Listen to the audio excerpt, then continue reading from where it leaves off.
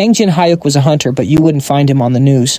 As a bottom-tier D rank, he lived off the scraps from major guilds. He'd learned early on how this world really worked. Power was everything. Without it, even hunters were nothing. So when a strange noise echoed from his apartment, he went to check and froze at the incredible sight. A glowing portal hummed before him, a gateway to a world of monsters. The creatures couldn't see him, but he could safely enter. For a guy with nothing, this wasn't scary. It was his own private dungeon to level up solo. Every monster and treasure inside was his for the taking. With no one to steal his loot, this was finally his ticket to the top. After all, he had nothing to lose. Taking a deep breath, he steps through and enters a dungeon maze. Before he can even look around, a goblin charges from his left. He dodges a club and jumps right back into his attic. The confused goblin just swings its club at the empty air. It seems they can't see the portal, which means they can't cross over either. Knowing this, his fear vanished in an instant. He grabs a baseball bat and dives back in to face the goblin. He cracks the bat right across its face, sending it flying, then follows up with a quick stab. With the goblin down, one final swing of the bat instantly finishes the job.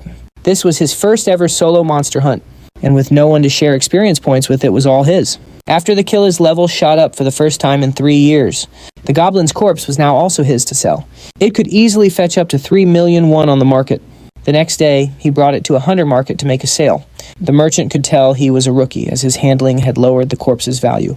Even so, he still got over 3 million won, exactly what he'd hoped for. All he had to do was name the hunting ground where he found it. But telling them that was something Jin Hyuk just couldn't do. If his attic dungeon was discovered, all his profits would disappear. As he tried to think of an excuse to get out of this jam, hunters from the Black Dragon Guild barged in looking for a fight. Someone poached a kill on their turf, and they were furious. At first, they confront Jin Hyuk, but the merchant points to an oblivious blonde hunter instead.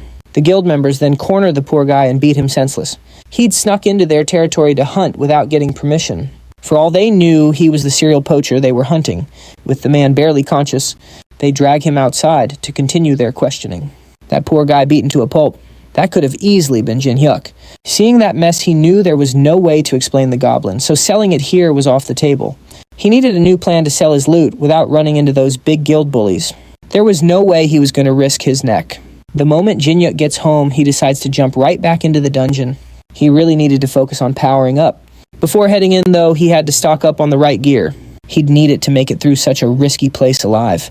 He equips a teleportation stone that'll warp him right back to his apartment if things get hairy. He also has a compass that spots any monsters within a 50-meter radius. With his new tools and his trusty bat, he steps back into the dungeon ready to level up. He goes on a total goblin slaying spree, and each one bumps him up a level. Living up to its name, the Goblin Labyrinth is absolutely packed with goblins. For a low-level guy like him, this was the perfect training ground to get stronger. After a long day of hunting, his inventory is just about maxed out. He only has enough space left for one more goblin. And since this is the last one, he's hoping for a big one. A bigger goblin would definitely fetch a better price. The compass shows a goblin getting close, which is just perfect timing. All he has to do is hide out and spring a surprise attack before it spots him. He ducks around a corner waiting for the right moment to swing his bat right at the goblin's head. Except that's no goblin. He just clobbered a really short guy. The man starts yelling at him in a language he doesn't recognize at all. Jin Hyuk quickly bows an apology, which thankfully seems to calm the man down a bit. The man pulls out 2 necklaces and hands one to Jin Hyuk. The moment he puts it on, he can understand everything. And that's when 2 things click. First, this guy is furious with him, which is totally fair since he just got a bat to the face. And second, this isn't a man at all. He's a dwarf, a mythical being he's only ever read about in fantasy books. The furious dwarf keeps shouting while Jin Hyuk helps him pick up his scattered items. Everything he was gathering looked like incredibly high-quality gear, but it was pretty hard to admire them while getting a serious earful. The dwarf spots his bat and picks it up, demanding to know where Jin Hyuk found it, which just confuses him. There's nothing special about it, but the dwarf seems incredibly determined to find out. It's just a regular old aluminum baseball bat. But the dwarf is convinced it's made from a super precious metal called orichalcum. This ordinary bat is so priceless to the dwarf that he thinks no amount of money could ever buy it. He offers to trade Jin Hyuk some of his rare items in exchange for the bat. Seeing no reason to say no, he follows the dwarf back to his workshop. The dwarf takes the bat deeper into the shop, while Jin Hyuk takes a look around. He glances over the amazing weapons on display, wondering which one he should ask for. But the dwarf returns a moment later with his new and improved baseball bat. For some strange reason, it's now glowing with a brilliant red aura. Jinhyuk can hardly believe this is the same bat he brought in, but the dwarf explains that's just one of the special traits of orichalcum. Apparently, it starts off as a really soft and flimsy metal, but with enough enchanting it becomes incredibly tough and strong. That word piques his interest. The dwarf must have enchanted his bat somehow. Enchanted gear is super rare, usually only dropping from high-level A-grade monsters. A few practice swings confirm it. The bat feels totally different from before. It's hard to believe something this powerful could be man-made. This dwarf in this whole dungeon might just be his lucky break, the one he's been searching for all this time. He opens the status menu to check the stats. It's now a legendary bat with S-grade durability and auto-retrieval.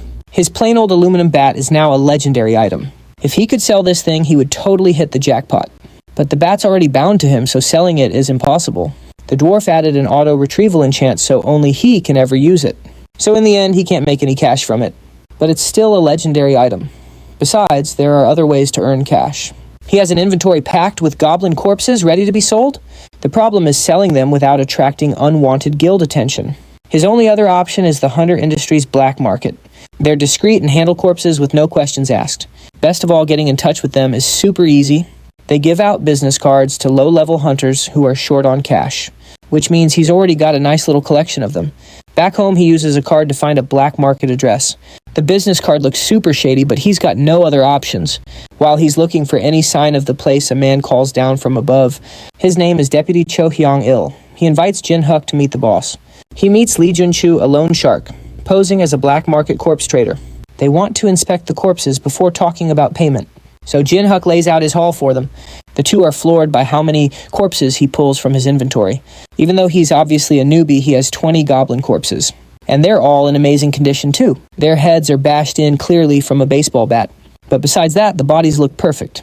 So perfect that Deputy Cho can't hide his excitement to get them. As they negotiate prices, merchants burst in yelling about a monster nearby. On rare occasions, monster corpses can attract other monsters, and laying out 20 fresh goblin corpses basically sent up a flare. To make matters worse, the monsters were a pair of orcs, which were way out of Jinhyuk's current league. At this point, his only option for survival is to grab the corpses and make a run for it. But it was too late. The first orc was on them ready to attack. Since Jinhyuk was the only hunter there, he was the only one strong enough to face them. But he wasn't prepared for this. The orc charged battle axe raised high. He dodged the first swing, but the second was aimed right at his head. At this range, there was simply no way for him to dodge it. It looked like this was the end, a truly pathetic way to go. That is, until his new bat summoned itself, blocking the attack just in time. The parry was powerful enough to send the orc flying backward. This must be another enchantment, some kind of presence detection. If his new bat could do that, then maybe he had a real chance. The orc came charging in again, but Jinhyuk was confident now. He gripped his bat and aimed for its knee, knocking it off balance. With the monster now disoriented, he swung again at its face, snapping its neck for an instant kill. With just one kill, his level spiked from 24 straight to 36, but there was no time to celebrate. The second orc spotted him and rushed in. He was ready this time, though. He dodged the attack and got behind it. He smashed the bat into its back, then repositioned for a final blow to the head. This killed it instantly as well. Just like that, he'd easily killed 2 orcs in mere seconds. It just goes to show how powerful this enchanted weapon was. With the commotion now over, he smugly told the men to restart negotiations, adding the orc corpses to the deal. That day, he went home feeling pretty pleased with himself. He'd even convinced them to give him 15% above the market price. The number in his bank account felt practically unreal. Now that the goblin corpses were dealt with, he could finally focus on hunting. Since he saved the black market dealer and his crew, they agreed to keep doing business. That meant he no longer had to worry about selling his future corpses. The dealer probably realized Jinhyuk wasn't some low-level corpse thief. He was actually a high-level hunter, strong enough to defeat 2 orcs without breaking a sweat. But even with his enchanted bat and all his new strength, his current gear just wouldn't cut it against higher-grade monsters. There was just one option for an upgrade, and if he was smart, he could get it for free. So the very next day, he bought a crate full of beer and other alcohol for the dwarf. Since the dwarf loved aluminum, this was a treasure trove. He was shocked the crate was full of oricum. He tried the beer, then immediately spat it out. The taste was awful. Before he could start shouting, Jinhyuk offered him some soju. Now this was different, and the taste was enough to satisfy the dwarf for now, but it wasn't enough. It was missing that special kick he was really looking for. Seeing his chance, the dwarf made Jinhyuk a proposal. He needed him to mine something. He sent Jinhyuk on a quest to go and mine some mithril ore. But what did ore have to do with alcohol? Well, Jinhook wanted some free gear, so he didn't exactly have a choice in the matter. Hey, if this was the quickest way to get new gear, he was all for it. He pushed deeper into the labyrinth, entering a forest clearing. This place was much bigger than he'd imagined.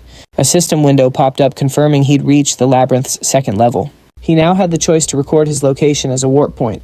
He had no clue what that was, but he hit accept anyway. In an instant, a glowing gate materialized right in front of him.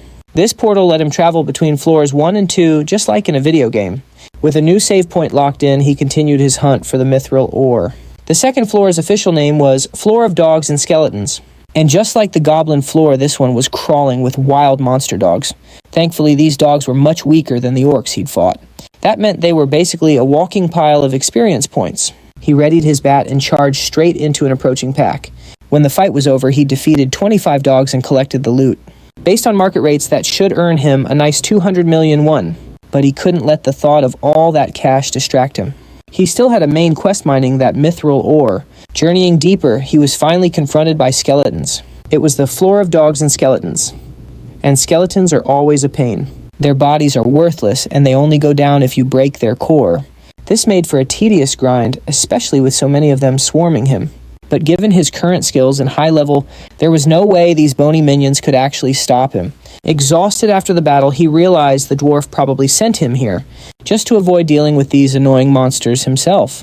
Still, the whole ordeal had one awesome upside. Wiping out the skeletons pushed him to level 100, meaning a class change was available. The system would pick his class automatically based on his actions. With all the fighting he'd done, he was sure he'd be a berserker or warrior. Instead, the system designated him a cleric. He pressed on anyway, and successfully gathered the mithril ore. This was a surprise as the dwarf hadn't expected Jinhook to come back alive. He was alive alright, but completely drained from the non-stop battles. Even so, he didn't leave the dungeon completely empty-handed. He'd snagged some extra mithril ore for himself since it looked so valuable.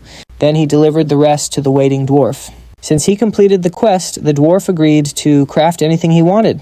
His weapon was already great, so he needed armor to block heavy monster attacks, preferably something lightweight and easy to hide under his clothes. The dwarf agreed and immediately started working. The crafting process was going to take much longer than Jinhook wanted to wait, so he headed home to catch a nap for a few hours. He woke up 6 hours later and went back to check on the dwarf's progress. By then, the armor was done, and the dwarf looked extremely pleased with his work. It was a mithril chainmail shirt designed to fit perfectly under his regular clothes. Model. He slips it on and out of nowhere. The dwarf tests it with a hammer to the chest.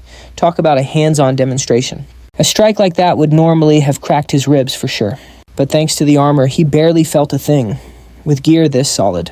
Plus his legendary baseball bat, his combat power just skyrocketed.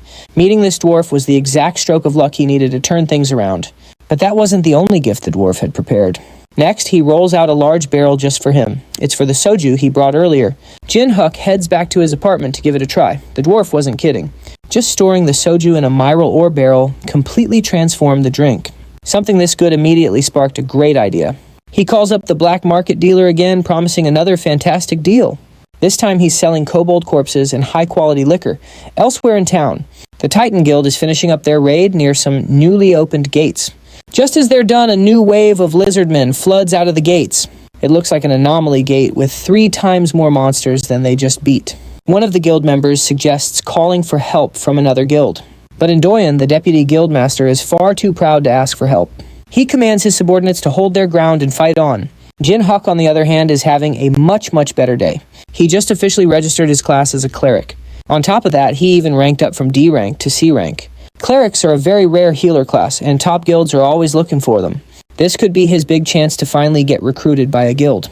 Suddenly, a battered and bloody hunter bursts in desperately looking for a cleric. Jinhook calmly raises his hand and says he's a cleric. The man rushes him to the site where the Titan Guild is fighting hordes of lizardmen. He's told to stay in the backline with the others and heal everyone he can. He feels like he could be doing more to help, but the guild member insists his only job is to stay back and heal. He'll be paid well for his services after the battle's over.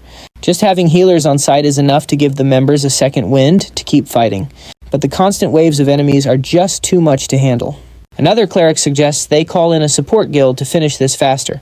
If they don't do something soon, they're all going to be wiped out. As he's wondering what to do, he feels a hostile presence right behind him. His bat instinctively blocked a fatal strike from a lizard man. It somehow slipped past the hunters to take out the healers starting with him. This means the back line of their defense had been completely breached. And there are only clerics in the back. If these monsters break through, the whole guild will be annihilated in seconds. With no other choice, Jin Hyuk grips his bat and sends the lizard men flying with one swing. He quickly warns the other clerics that their defenses have been breached, and says he's the only one who can stop them. The creatures used a concealment skill to sneak past the front and ambush the support line. Jin Hyuk told the clerics to just focus on healing. He would handle the lizard men. It was a tall order, but he was the only one who could possibly stop them. The other healers looked worried, thinking he was just an ordinary cleric like them. But Jin Hyuk just smiled and charged straight in, telling them not to worry. He wouldn't be making such a bold claim if he wasn't at least a little sure of himself. Of course, despite all his big talk, he was definitely feeling the pressure. But amazingly, he managed to hold his ground against the rampaging monsters. One slipped past him during a brief opening, heading right for another cleric. Jin Hyuk immediately gave chase, leaping into the air. He managed to block its attack just in the nick of time. But his hasty lunge left him wide open to a stab from behind. Thankfully, the dwarf's chain armor made the attack practically useless. The monster was shocked that its attack had no effect. Jin Hyuk used that opening to counter with a bat to its face. Somehow he was actually holding them all off by himself. Thanks to him, the others could heal without fearing a sneak attack. But their good luck wasn't about to end there. The lizard men suddenly froze as a new fighter arrived. A powerful man appeared, taking out a monster with a single blow. This was Seo Sangho, the guildmaster of the mighty Titan Guild. He nodded at Jin Hyuk, asking if he cleared out the monsters in the area. The C-rank hunter admitted he was the one who defeated them, but he was more confused about who this powerful stranger was. The clerics couldn't believe he didn't recognize the famous S-rank hunter Sangho. With someone that strong here, the battle already felt like it was over. Without wasting a second, he rushed off to join his guild in the fight, but he first promised to properly reward Jin Hyuk for his help later. Even at a quick glance, it was obvious to everyone, especially Jin Hyuk. S-rank hunters were simply in a league of their own. When Sangho was on the field, he was the real monster in the fight. He landed in the middle of it all, and his presence instantly raised everyone's spirits. Everyone except Doyen, who looked annoyed that the guildmaster had shown up. There was nothing wrong with a guildmate showing up to offer support, but Doyen's ego just wouldn't let him accept the help.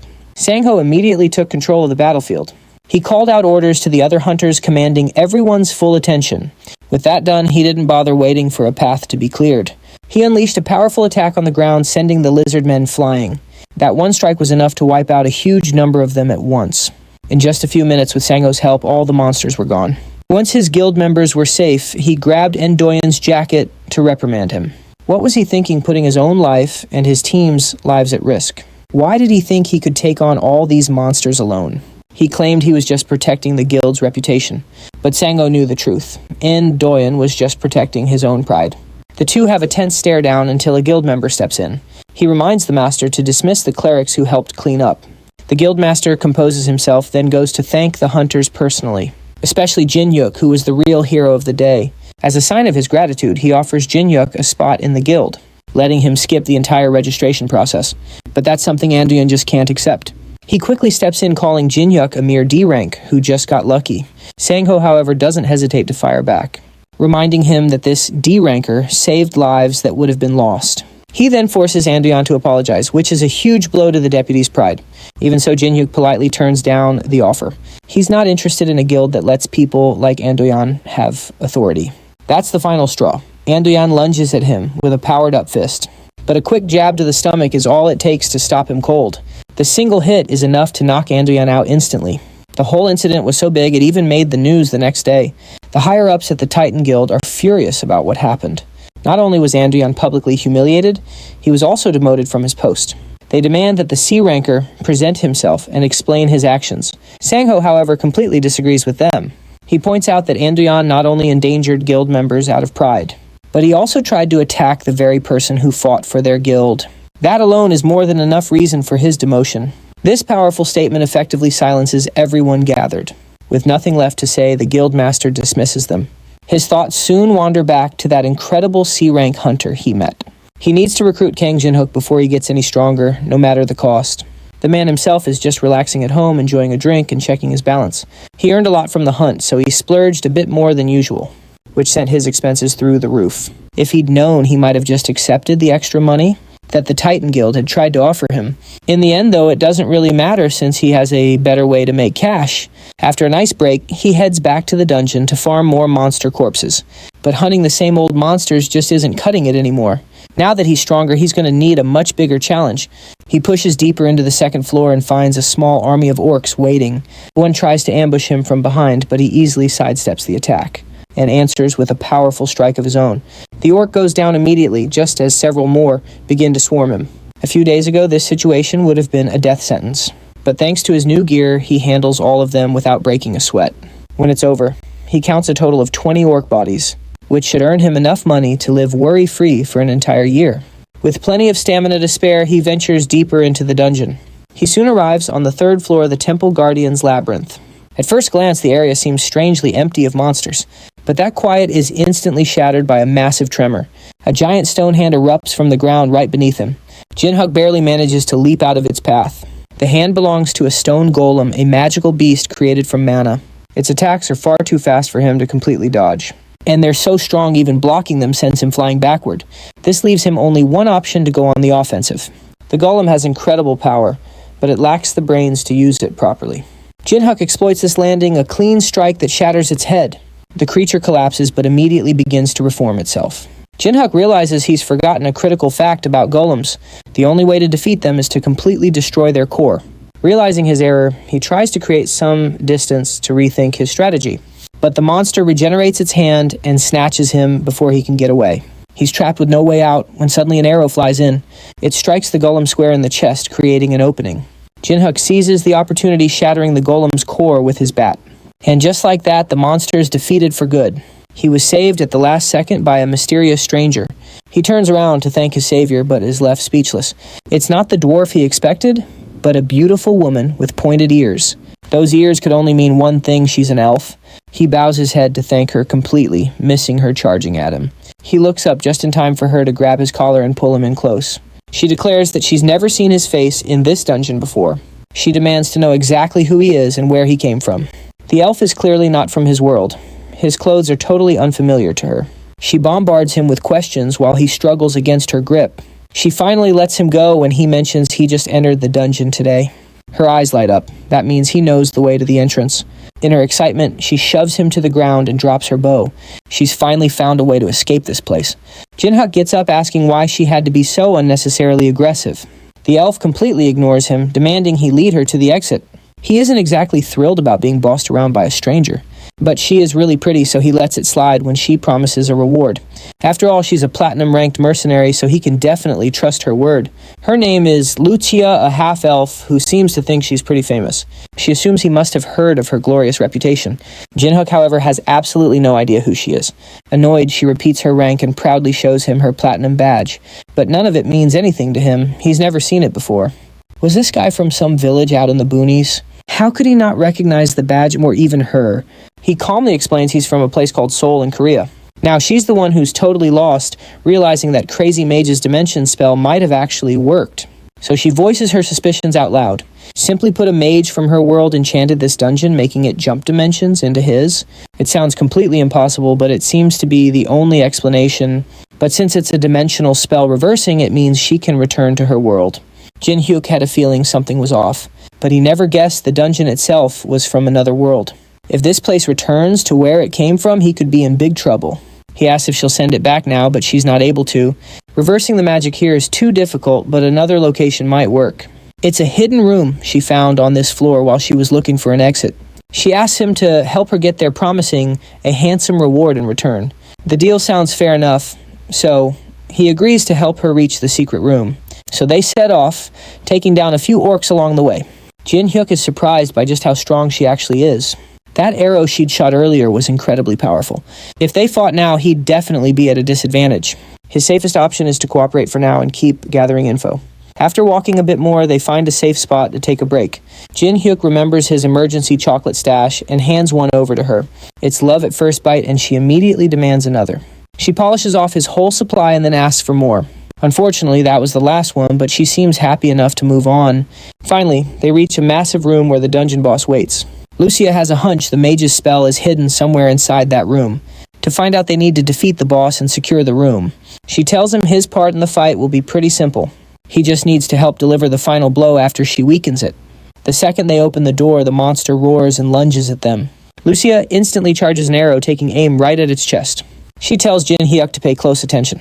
She then uses a skill called Aura, boosting her attack's power.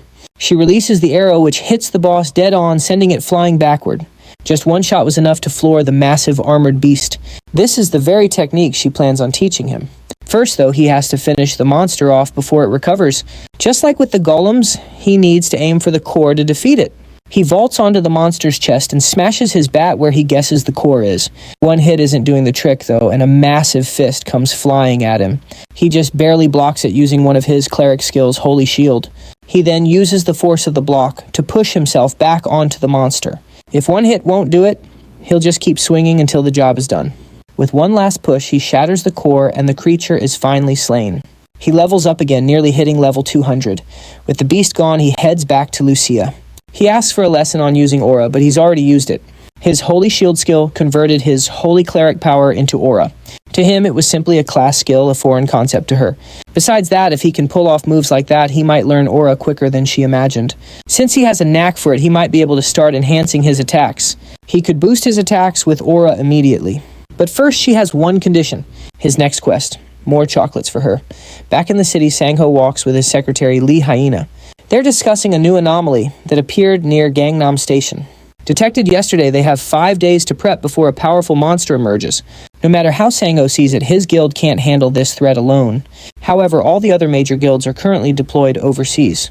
This leaves the Titan Guild as the only one in Korea to fight. Hyena will keep searching for capable freelance hunters, but none of them seem reliable. Sangho, though, already has someone specific in mind. And coincidentally, that very person happens to be crossing the street. He excuses himself from the conversation and quickly chases after Jin Hyuk. He's carrying a box of snacks the elf requested when the guild master's voice stops him. He offers a spot in Titan Guild again, but Jin Hyuk has no intention of changing his mind. In that case, Sangho offers him a mercenary contract. That way he can work with the guild without officially being a member. The rewards, of course, are very substantial. Now that sounds more interesting, but Jin Hyuk only promises to consider it. He returns to the dungeon and gives the box of snacks to the elf. She happily devours them. They clearly have nothing like this in her world. After her snack break, Jin Hyuk asks why she's still in the basement since the boss is defeated. She points to a magic circle on the ceiling connecting the dungeon to his world. Because of it, she plans on staying down here for a while to study it. So if he wants that aura lesson, he's going to need more chocolates. With her snack time over, she takes his hand to start the lesson. First, she'll channel her own aura into his body to show him how it feels. Jin Hyuk instantly feels the incredible power flowing into him. Lucia also feels the massive power spike in his body from her aura. It seems he has far more talent for this than she initially expected. The flow of holy power through his body is seriously impressive. She believes he can master the basics by the end of the day. She praises his amazing talent and asks if he can memorize the flow of aura. He's confident that he can, so she nods before turning to leave the dungeon. She was supposed to check out the magic circle first, but it seems like it'll be faster to just train him properly, and the best way to do that is with hands-on experience. Her original plan was to study the magic circle, but training him on aura seems more efficient. After all, practical experience is always the best teacher. Model. She leads him to a different section of the dungeon. Deanne hurls him into a horde of monsters. He's now battling an army of goblins. He surprisingly holds his own, even collecting their corpses mid-fight. He shouts to Lucia, asking why he's suddenly fighting a giant mob. He was under the impression they were learning how to use aura. She calmly tells him that this is how he'll learn to use aura. She gave him a small taste of mana, but he has to sense the rest himself. All he has to do is get the hang of activating aura through his holy power. And there's no better teacher for that instinct than actual combat. He's more annoyed that she didn't bother to tell him any of this. Instead, she just tossed him into the fight with zero warning. In the middle of the fight, the ground shakes, and a stone golem emerges. It lets out a deafening roar and shoves Jin Hyuk backward. Lucia explains that he needs a true crisis to unlock his potential. He just needs to focus and feel the holy power from his shield skill. That very shield is made entirely out of aura. Once he can feel it learning, the rest will be a piece of cake. Easier said than done since his holy shield isn't consciously activated. How's he supposed to feel aura from an automatic defense skill? The monster's fist comes down, and as he blocks, he feels something different. There's some kind of energy gathering in his left hand. It's the same hand that activates his special skill. This feeling must be what holy power is like. The monster attacks again and Jin Hyuk summons his holy shield once more, except this time its shape is completely different than before. The feeling of summoning it is new too. This must be mana. The golem gives him no time to think, smashing the shield and sending him flying. From her perch, Lucia simply scoffs at him. She told him to learn his skill not to make silly mistakes, but he was just doing as he was told. As he prepares for the next attack, a status window appears. He has acquired a new skill called Holy Power Application. This skill lets him use holy power to enhance both his attack and defense. This means it's possible to gain skills without a formal job change. Lucia notices him spacing out and decides she needs to step in. It seems a golem might have been too much for his first aura lesson, so she kindly offers to take care of it for him. Jin Hyuk, however, snaps out of it and tells her to stand down. He's finally getting a feel for his newfound powers. He says he can handle everything from this point on. He rushes the golem, leaping to dodge another stone fist aimed his way. While airborne, he focuses all his mana into the bat. Then he front flips for more power, smashing the bat onto the golem's head. The monster staggers, but he lands on its chest and focuses once more. He channels even more mana into his bat and swings it down hard. At the same time, he unlocks a new skill called Holy Aura. With his upgraded bat, he strikes the golem and shatters its core. This was only possible by unlocking his Holy Aura. The new power also granted him skills like Precision Strike and Unyielding. All thanks to Lucia's training, he'd gained 2 passives and 1 active skill. Lucia, however, is shocked at how fast he mastered Aura in a real fight. She had planned to just teach him the basics and call it a day. But seeing his potential, she has to see this through to the end. With a single arrow, she brings down a wall, unleashing an even bigger monster horde. Jin Hyuk just sighs but readies his bat for the next round. That dungeon crawl really took a lot out of him. By the time he gets to selling the monster parts, he is utterly exhausted. He's so wiped that the black market boss, Jun Chol, immediately notices. The kid looks like he just walked out of a war zone. Jun Chol decides not to pry and gets right to business accepting the monster haul. He also brings up that special alcohol Jin Hyuk sold him. He marketed it as traditional artisan soju, and now orders are flooding in.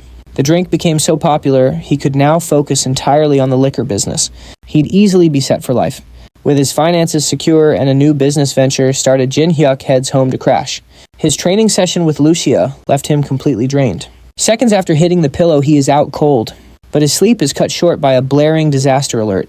A robotic voice urges everyone on the streets to evacuate to safety. It's the day of the monster invasion, and it seems to have started early this month. Most invasions are random, but this particular one happens predictably every month. It's a pretty common occurrence for the city. Jin Hyuk would normally use this to hunt some easy monsters for pocket money. This time, though, he's just too tired to care. The big guilds will take care of everything, so he shouldn't have to lift a finger. At least that was his plan. Then a notification pops up due to the invasion's urgency. Monster rewards are tripled. With triple the cash on the line, Jin Hyuk can no longer ignore it. With a groan, he steps out onto the street. He's off to see if he can take down a few and cash in. Meanwhile, officials are desperately trying to guide people and clear the streets. The Titan Guild was battling a monster invasion downtown. Their defensive line was crumbling under the sheer number of foes, and Sangho was nearing his stamina limit. For every beast they took down, 2 more seemed to appear. The guild members were all pushing their boundaries. They looked like they were winning, but the situation was growing desperate. The guild's secretary watched the chaos unfold from a safe distance. On the surface, things seemed fine thanks to the guildmaster, but she could see just how strained their forces were. If only they had one more high-ranking hunter to tip the scales. Her thoughts drifted to a promising man the guildmaster scouted not long ago. She pulled out her phone and called Jin Hyuk, catching him in the middle of a goblin fight. She offered him a spot in the battle with the Titan Guild, promising a generous payment. He countered, asking for 5 times the usual rate. She suggested they meet at a designated spot to discuss the terms. When they met, she haggled him down to 4 times the pay, and he accepted. With the deal struck, she handed him a small device. It was designed to track his monster kills and measure his contribution. If he performed above average, he would get everything he asked for. Finally, a chance to flex his skills and earn what he was worth. He immediately bolted towards the fight to provide support. Hyena watched him go, wondering if he could truly meet Sangho's high expectations. Beating Andoyan might have been a fluke. His real abilities were still an unknown. He hit the battlefield and made a beeline for a rampaging ogre. The move left the entire crowd in total shock. He took it down in one swift motion, making everyone assume he was at least an A-rank hunter. A-rank was a good guess, but Jin Hyuk knew that with his current skills, he was definitely stronger than that. He took a quick break to down a mana potion and recharge. Thanks to Lutia's harsh training, he had finally reached level 200. An ogre would normally be out of his league. but as long as his mana held up, he could compete with an S-ranker, and with over 1,500 mana potions on hand. These monsters looked a lot less like a threat and more like walking cash prizes. On another side of the fight, Endoyan was clearing monsters with his guild. He saw the monster numbers drop sharply and noticed a crowd watching someone fight. He moved closer to see, only to find the one person he hated most. He yelled at the distracted hunters, telling them to stop staring and get back to the battle. What was this guy doing here, and who on earth invited him? The sight of Jinyuk brought back the fresh memory of his public humiliation on the news. He convinced himself that last time was nothing but pure luck. This time, with Jinyuk all alone, it would be simple to put him back in his place. With that thought, he rushed at Jinyuk, aiming to solve this little problem for good. Unfortunately for him, the C-rank hunter spotted his attack early and countered it flawlessly. Andoyan was sent flying, knocked unconscious yet again. Jinyuk didn't have time to waste on some random angry dude. Meanwhile, Sangho faces down a rampaging Minotaur. His mana and stamina were both nearly depleted. The Minotaur raises its club just as Sangho considers retreating. But before the blow lands, a voice calls out from behind. Jinyuk dives in, grabbing a horn and slamming the beast down. A C-rank hunter taking down a Minotaur in a single hit? It seems Sangho's judgment of Jinyuk had been spot on. As the monster falls, Sangho approaches to express his thanks. Jinyuk says no thanks are needed. The secretary promised him a hefty reward. Sangho takes this chance to again ask him to join their guild. Working with them could certainly open up a lot of doors. Jinhyuk gives the offer some thought, then says he'll consider it after they've cleared out the rest of the monsters. Just then, Sangho gets an urgent call from Hyena. She tells him to look up at the sky, which has turned dark and is now crackling with lightning. A massive, threatening creature is hiding in the clouds, and it definitely doesn't look friendly. It starts blasting lightning down at everything, hitting monsters and hunters alike and damaging buildings as it soars. The creature is flying so high that none of their skills can even reach it. This means they have no way to attack the thing. Sangho suggests regrouping at his guild to figure things out and invites Jinhyuk to come along. He reluctantly agrees, and they both head back to the office. From there, they run some diagnostics, but find that nothing they try can harm it or defend against it. Every countermeasure they've attempted has been completely useless or simply destroyed. They're going to need something with an incredible amount of firepower that can also attack from an extremely long range. Lucia immediately pops into his mind, and he realizes there might be a way to win after all. As Jinhyuk heads off to get Lutia, the Titan Guild executives start complaining about Sangho favoring a mere C-ranker. The other members try to brainstorm ways to defeat the monster without Jinhyuk's help. But it's clear there are no other good options. Any other plan they can think of is guaranteed to fail. Their only choice is to put their faith in the one hunter who actually has an idea. They consider calling another guild Gadia, which is full of A-rank and higher mages. Unfortunately, that particular guild doesn't really care about casualties, so calling them would surely lead to many unnecessary deaths. The room falls silent as they realize their only real choice is to wait. Back at his apartment, Jinhyuk steps out of a portal with Lucia in tow. He thanks her for helping out and promises her all the sweet treats she could possibly want as a reward. Together they make their way to the roof of the Titan Guild headquarters. From there, Jinhyuk points out the monster that's been terrorizing the city. He asks if she thinks she can take it down, and she is absolutely certain she can. She even jokes that the target is so big she could hit it with her eyes closed. The monster is level 300, the highest level ever recorded for a monster. She reassures him that it's no problem, but first, she's going to need just a little help from him. The roof is too weak to handle her power, so he needs to put up a shield to absorb the shockwave unless he wants to see a few buildings get blown away. Once everything is in position, Jinhyuk calls the guild leader and warns him about the potential damage. He explains that when they defeat the monster, some property damage will be unavoidable. Sangho tells him not to sweat the details and just focus on taking that thing down. With the green light, Jinhyuk prepares a shield, while Lucia charges up 2 powerful arrows. She takes a moment to aim, then lets the arrows fly. The shockwave is so powerful it sends Jinhyuk staggering back, even with his shield. The 2 shots soar through the sky, landing a direct hit on the beast and taking it down in one incredible shot. The impact was so massive, half the beast's body just vanished. Below, the Titan Guild members just stare in awe. Amazed he made it look so incredibly easy, Hunter King Jinhyuk never fails to surprise everyone. The force of Lucia's attack left smoking trails on the helipad. Maybe it wasn't a time to hold back, but this felt like overkill. Lucia, however, seemed disappointed by how weak the monster was. But really, it's just that Lucia is way too powerful for this world. Regardless, the job was done, and it was time for her to head back. She hands him the tracker, a massive 240 points, then turns to leave.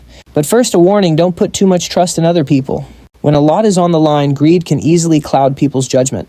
It's better not to be deceived, a lesson she learned the hard way. Jin-hyuk simply assures her that he'll be fine. If he spots any trouble, he promises to handle it himself. After they part ways, Jin-hyuk is met by Sangho and his secretary. They rush over asking how he defeated that huge monster alone. He politely declines, simply saying it's a personal secret. An executive with them scoffs at this, clearly not believing him. How could a C rank beat that beast? But Jin-hyuk just shows them the tracker. The massive point total on it proves he's the real deal. Sangho quickly cuts him off, apologizing for the rude outburst. The executive just watches them fuming. He can't believe Sangho is siding with a C rank over his own guild. If Sangho is going to stand in the way, then it's time for a change. He pulls out his phone and makes a call to an unknown number. By the next day, rumors were flying all over the city that some ordinary C-rank hunter took down the giant monster. The Titan Guild members don't buy it, but the facts are easy to check. Word is the guildmaster even offered him a spot, but he actually turned it down. The guy must be seriously confident in his skills to turn down such a massive offer from Sangho himself.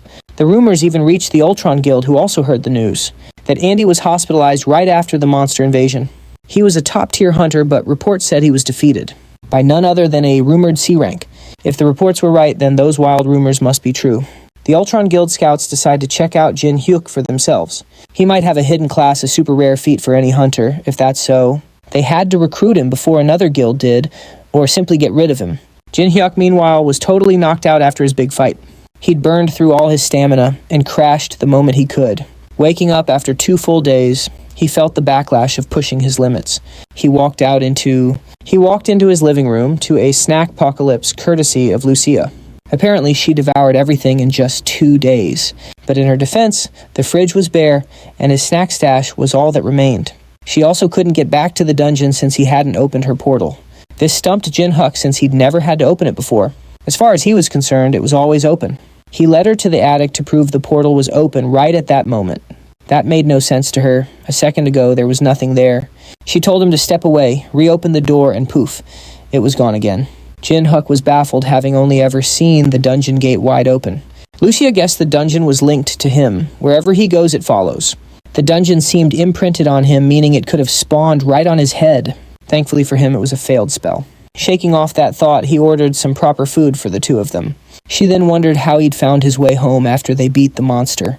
She had cast a recognition suppression spell on it, making it impossible to find. Jin-hyuk had to ask why she would put a spell like that on his house. She explained that weird people kept stopping by while he was asleep. They were from a couple of big guilds called Altron and Guardian. They were so annoying, she just made sure they could never find the place again. Confused why major guilds were after him, he pulled out his phone to see what happened. The very first headline he saw immediately caught his full attention. News of him taking down that new giant monster was all over the web. A video was even going viral, showing him fighting right alongside the Titan Guild. It looked like he had become famous overnight, and that was going to be a major problem. He figured he got too greedy, and using Lucia's power, put a huge target on him. The hunter world is fiercely territorial. Strong newcomers get taken out fast. But he decided it was no use dwelling on it. Once Lucia was full, they took their loot back into the dungeon to the dwarf. Thanks to Lucia's overkill, the body was useless. Only the head could be salvaged. The old dwarf was furious at the elf for ruining such valuable materials. It seems they had that classic natural dwarf versus elf rivalry. Jin-hyuk cut into their bickering, asking if the dwarf could make something with it. The craftsman paused, then pulled something from deep inside the monster's head. It was the special organ that allowed it to generate lightning. Using this, he could enchant the baseball bat to crackle with lightning too. Jin-hyuk asked about payment, but all the dwarf wanted was the elf out of his workshop. Lucia began vibrating with rage, so Jin-hyuk quickly bribed her with more sweets. After barely stopping her from blasting the dwarf, he went to the city for her sweets. On his way back home, though, he sensed a presence lurking in an alley. It felt like someone was definitely tracking him. Shaking off that thought, he ordered some proper food for the two of them. She then wondered how he'd found his way home after they beat the monster. She had cast a recognition suppression spell on it, making it impossible to find. He sets his groceries down and calls out the person tailing him. A voice answers, clearly shocked that Jin-hyuk even noticed him. Suddenly a figure materializes and lunges at him with a sword. Jin-hyuk barely manages to parry the strike with his bat. The newcomer is stunned that Jin-hyuk could even see his attack. This proves the rumors were right. He's no ordinary C rank. Jin Hyuk shoves him back, then closes in with another swing. If he won't introduce himself, maybe a little persuasion is in order. Unable to fight directly, the attacker uses a skill to vanish again. Changing tactics. Jin Hyuk can faintly sense his presence but can't see him. That faint feeling is just enough to predict his next move, though. He successfully dodges and parries most of the incoming strikes. But at this rate, things could get ugly for him fast. With his special bat tracking would be easy, but the old dwarf is fixing it. This means he's stuck with a plain old aluminum bat for now. He knows he can't keep this up for long. With no better options, Jin Hyuk decides to make a break for it. The attacker plants a tracker on his shirt as Jin Hyuk bolts into a crowd. But thanks to the device, the assassin easily follows his every move. The signal leads to a department store bathroom, which he enters while cloaked. He finds the right stall, kicks the door open, and prepares to strike. But all he finds is the tracker stuck to the empty wall. It was a trap. He realizes his mistake too late as Jin Hyuk appears right behind him. In this tight space, his invisibility trick won't save him. He barely dodges and counters with a knife aimed at Jin Hyuk's face. Jin Hyuk sidesteps it, grabbing the attacker's arm and slamming him down. With nowhere to run, he can only watch as Jin Hyuk raises his bat. He's ready to deliver the final blow. It's simple: start talking or he'll start swinging for real. Just then, a little boy outside really needs to use the restroom. He ignores the do not enter sign. It's an emergency after all. His dad sighs and lets him go, just as the assassin was about to talk. This is the exact opening the assassin needed. He summons a fireball, launching it at Jin Hyuk, and the kid, forcing our hero to shield them both. The assassin vanishes into the smoke, trying to make a run for it. His mission was just to gather some intel, nothing more. He never expected it to get this complicated, but as he flees, something pierces his chest, ending him instantly. Jin Hyuk stands behind him, breathing heavily. He might have used too much force by mistake. While he's stressing out, a system window suddenly appears before him. The system confirms the kill, but calls it self-defense, so he won't be given the villain trait for this. Instead, a secret job change has been unlocked. After that messy bathroom brawl with the mystery man, Kang Jin Hyuk stood outside the crime scene, his mind still a complete blur. He was pretty sure killing someone meant getting the dreaded villain title. For a cleric like him, that also meant having all his skills permanently locked. He genuinely thought his career was finished. Without his cleric class, his fighting ability would drop to near zero. But taking out that creep somehow triggered a surprise class change. Two detectives approached the rattled young man for a statement on the restroom incident. The lead detective, Jo Kyung-yan, flashed his Hunter Affairs Division badge. He calmly requested Jin Hyuk's help with the delicate situation. They'd already identified the magician who had started all the trouble, so Jin Hyuk told them exactly what happened. The magician, feeling cornered, had used magic with clear lethal intent. He'd unleashed fire magic, fully knowing a child was in the blast zone. Jin Hyuk anxiously asked about the kid, but they assured him it was just minor burns. In fact, the boy and his dad were incredibly grateful for Jin Hyuk's heroic save. He was just so glad the kid hadn't been seriously injured. The detectives agreed that Jin Hyuk's fast reaction was what saved the child. And because he was stopping a criminal, there wouldn't be any legal trouble. The whole thing would be officially ruled as self-defense. He could even head home as soon as they finished their report. Honestly, Jin Hyuk had been bracing himself for the worst, but luckily the authorities were being understanding. Detective Joe mentioned that Jin Hyuk's reputation helped his case. The laws for hunters have always operated in a bit of a gray area, but there was one other major reason they were going easy on him. He hadn't received the villain title even after taking a life. That title only pops up for those who commit cold-blooded murder. It doesn't apply in cases of self-defense, a well-known secret among hunters. As long as Jin Hyuk kept this quiet, he could avoid a messy trial. But if word got out, it would put the Hunter Affairs Division in a bind. Of course, Jin Hyuk understood the importance of staying silent. Still, from the division's point of view, trust wasn't quite enough. So as a precaution, Detective Joe gave him a small recording device. He was instructed to carry the device with him everywhere from now on. Basically, the device was designed to listen for 3 specific forbidden words. The moment it heard murder, villain, or self-defense, it would alert them. So long as he avoided those keywords and kept quiet, he'd be fine. Detective Joe told him to go home and rest while they handled the cleanup. Jin Hyuk gave his thanks and started the walk home looking troubled. The second he was gone, the detectives immediately started talking about him. Word on the street was he's the one who caught that new monster. Anyone could tell he was way stronger than a simple C-rank hunter. He genuinely thought his career was finished. Without his cleric class, his fighting ability would drop to near zero. But taking out that creep somehow triggered a surprise class change. He'd blocked a massive flamestorm, saving a child without a scratch. Defeating a top-tier magician hunter like that wasn't an easy feat.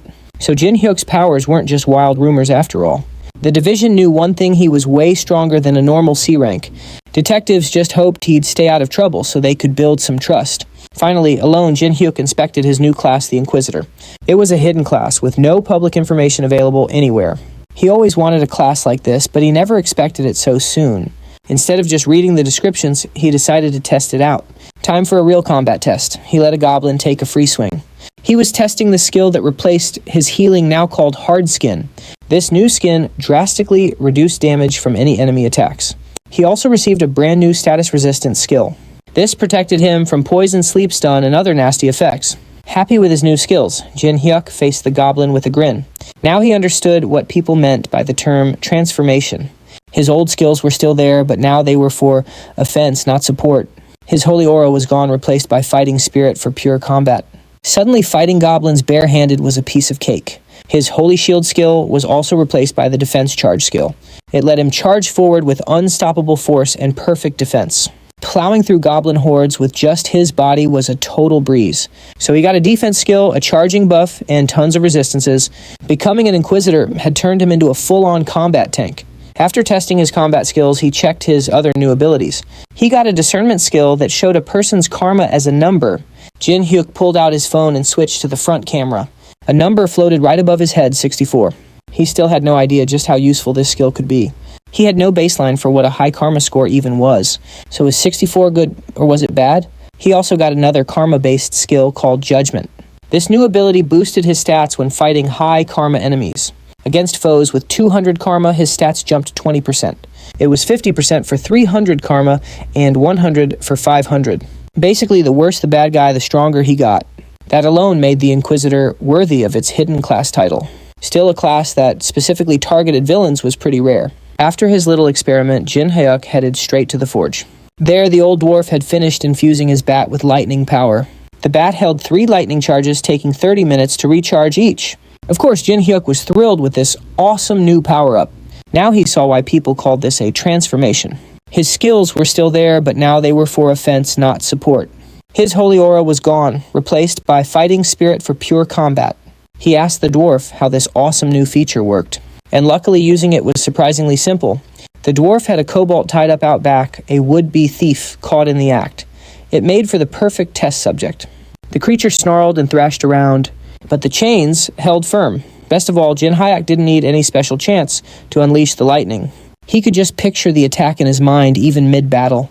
Our hero focused his gaze, locking on to the target. He wound up like a baseball player ready for a killer fastball, picturing raw lightning crackling through his bat. He took a deep breath, then with a mighty swing, he unleashed a ball of thunder. It tore through the air with a powerful crackle. The moment it struck the kobold, the monster howled as immense voltage coursed through it. A single blast was enough to fry the creature completely. The chains fell loose as the kobold's body just turned to ash. Even its bones were scorched completely black, proving the sheer power of the attack. The dwarf looked incredibly proud of his handiwork. Having a long-range attack was definitely a game-changer for Jin Hyuk. With the test successfully concluded, Lucia approached Jin Hyuk asking for a private word. The elf pulled him aside and pointed right at the strange pendant he was wearing. She demanded to know what he'd been up to while he was away. Lucia sensed that his divine power was completely gone, and that weird necklace was setting off alarms. She was just worried he was getting into trouble. He quickly tried to explain himself, assuring her it was all a big misunderstanding. He gave them both the short version of what happened. An incident had completely transformed his divine power into something new. But the strange device from the detectives prevented him from sharing all the details. For the dwarf, the solution was obvious. Just get rid of the device, then they could hear everything. The blacksmith offered to take a look at the item. But first, Jin Hyuk had to do him a little favor. The dwarf promised it was no big deal. Just a simple errand in exchange for his help with the device. He rummaged in his bag and tossed Jin Hyuk a compass. One look at the compass was enough for Lucia. She knew exactly where the dwarf was sending him, and she did not look happy. Totally oblivious, Jin Hyuk wondered if this place was dangerous. That little errand led him to a treacherous mountain path that basically ignored gravity. With some simple gear, he began lowering himself into a massive, bottomless-looking pit. The old dwarf sent him somewhere this dangerous just for some ore. While he was struggling with the ropes, Lucia was just relaxing. She even made fun of him for having trouble on the way down. She warned him to follow her lead and not wander off if he wanted to stay safe. Then Lucia showed off leaping gracefully from the cliff's edge, without another word. With just a rope for safety, she deftly made her way down the cliff. Jin Hyak just sighed. There was no way he could pull that off so smoothly. Naturally, Lucia teased him for being too timid. From her point of view, he was just holding himself back for no reason. Without another thought, the elf dove right into the chasm, letting gravity do the work. Jin Hyak figured that she might have a point. Maybe he was being a wimp and should just trust his new body. So he let go of the rope and followed Lucia into a free fall. This was the perfect chance to test out his body's new limits after all. As he neared the bottom, he used his hands and feet to break his fall. Landing perfectly next to Lucia, Jin Hyak finally realized he wasn't a normal human anymore. The elf, of course, already knew his body was basically superhuman. His old fears were the only thing limiting him now. Taking a quick break, they sat on a cliff and talked about what happened outside. Lucia worried that removing the device might get Jin Hyak into trouble. But the old dwarf insisted it would be fine, so there had to be a way. That blacksmith might be a grump, but he's talented and trustworthy. Even Lutia, who couldn't stand the old guy, admitted the old geezer was dependable when it really mattered. She got curious about the karma values from Jin Hyak's new class. When she asked for her level, Jin Hyak told her she had 82, the highest of them all. His was 64, while the old dwarf had 72. Considering the difficult life Lucia had lived up until now, having the highest karma didn't surprise her. She did what she had to do to survive. Still, the difference between them was only 20 points and he'd only killed one person. Lucia, on the other hand, had lost count a long time ago. It reminded her of the world she came from, where saints could distinguish good from evil with a single glance. Jin Hyak quickly said he was no saint, and she had to agree with that. She just meant that the power to measure evil exists in other worlds, too. In any case, Lucia wasn't thrilled about finding a mine for that old geezer. She was way more interested in analyzing the young man's new powers. When he asked why she was so invested in his abilities, she just playfully replied that she finds him entertaining. Lucia figured they should go outside to run some tests on his karma values. Jin Hyak felt a little guilty about delaying the dwarf's mission, but understanding his new abilities was his top priority. Besides, just as Lucia said, staying in a dungeon with just the two of them wasn't going to help. So he pulled something out of his pocket. Though he felt a bit bad for the old man, he produced a return stone he'd set for the outside world. The moment he crushed the stone in his hand, a dimensional rift opened up right where they were standing. Lucia looked shocked for a second before the portal pulled her in. And surprisingly, doing this actually made Jin Hyak's karma go up. A few minutes later, the pair were in the middle of a bustling city street. Lucia grabbed a drink while Jin Hyuk fretted. Her magic wasn't hiding them well. She'd explained her magic disguised her true form to let her blend in, but her disguise just made them stick out like a sore thumb. Everyone nearby was staring at the gorgeous woman sitting with Jin Hyuk. Lucia cheekily claimed her beauty was just too powerful to hide completely. And as much as Jin Hyuk wanted to argue, he really couldn't. Lucia was probably the most stunning woman he had ever met. But it was time to stop the chatter. Lucia wanted to review what they knew about karma values. Simply put, doing bad stuff earns you karma points. For instance, Jin Hyuk got 1 point for breaking his promise to the dwarf. Besides violence, other nasty deeds can also raise your karma. But if the harm is justified, like in self-defense, your karma score stays clean. They still weren't sure what a high or low karma score even was. But if you go over 200 points, you're officially a villain. Taking out someone with over 200 karma has no penalty. It's classified as self-defense, not murder. The system stopped seeing them as human, since even Lucia's score was under 100. You'd have to be seriously evil to pass 200. Jin Hyuk had been people-watching all day, and no one had over 50 karma points. They were clearly wasting their time in such a peaceful place. They needed to find a shadier area to see some high karma individuals. Luckily, a spot like that was easy to find in the city's red light district.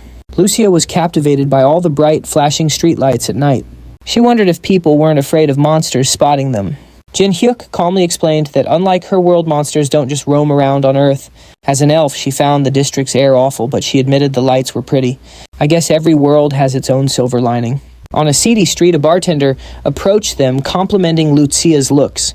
The man said their bar was holding a special event. Beautiful women could get up to 5 cocktails completely free. Lucia simply shoved the guy aside and kept walking. Before she got far, Jin Hyuk grabbed her shoulder, telling her to hold on. He insisted they stick around to enjoy the complimentary drinks. The barman's face lit up, leading them inside while promising Lucia the best service. After a long day of seeing normal karma values, Jin Hyuk found his target. He'd spotted the barman, a villain with 300 karma above his head. The two settled in at the bar, enjoying the drinks served to them. The cocktail was sweet, and Lucia really seemed to be enjoying it. Meanwhile, the barman was quietly snickering to himself. He'd given them a poison that paralyzes with just a single drop. Believing the fast-acting poison had worked, the barman announced a special event. Beautiful ladies could enjoy up to 5 cocktails for free. He figured his fast-acting poison had already done its job. With a nod from the bartender, a pack of goons moved in, heading straight for Jin Hyuk.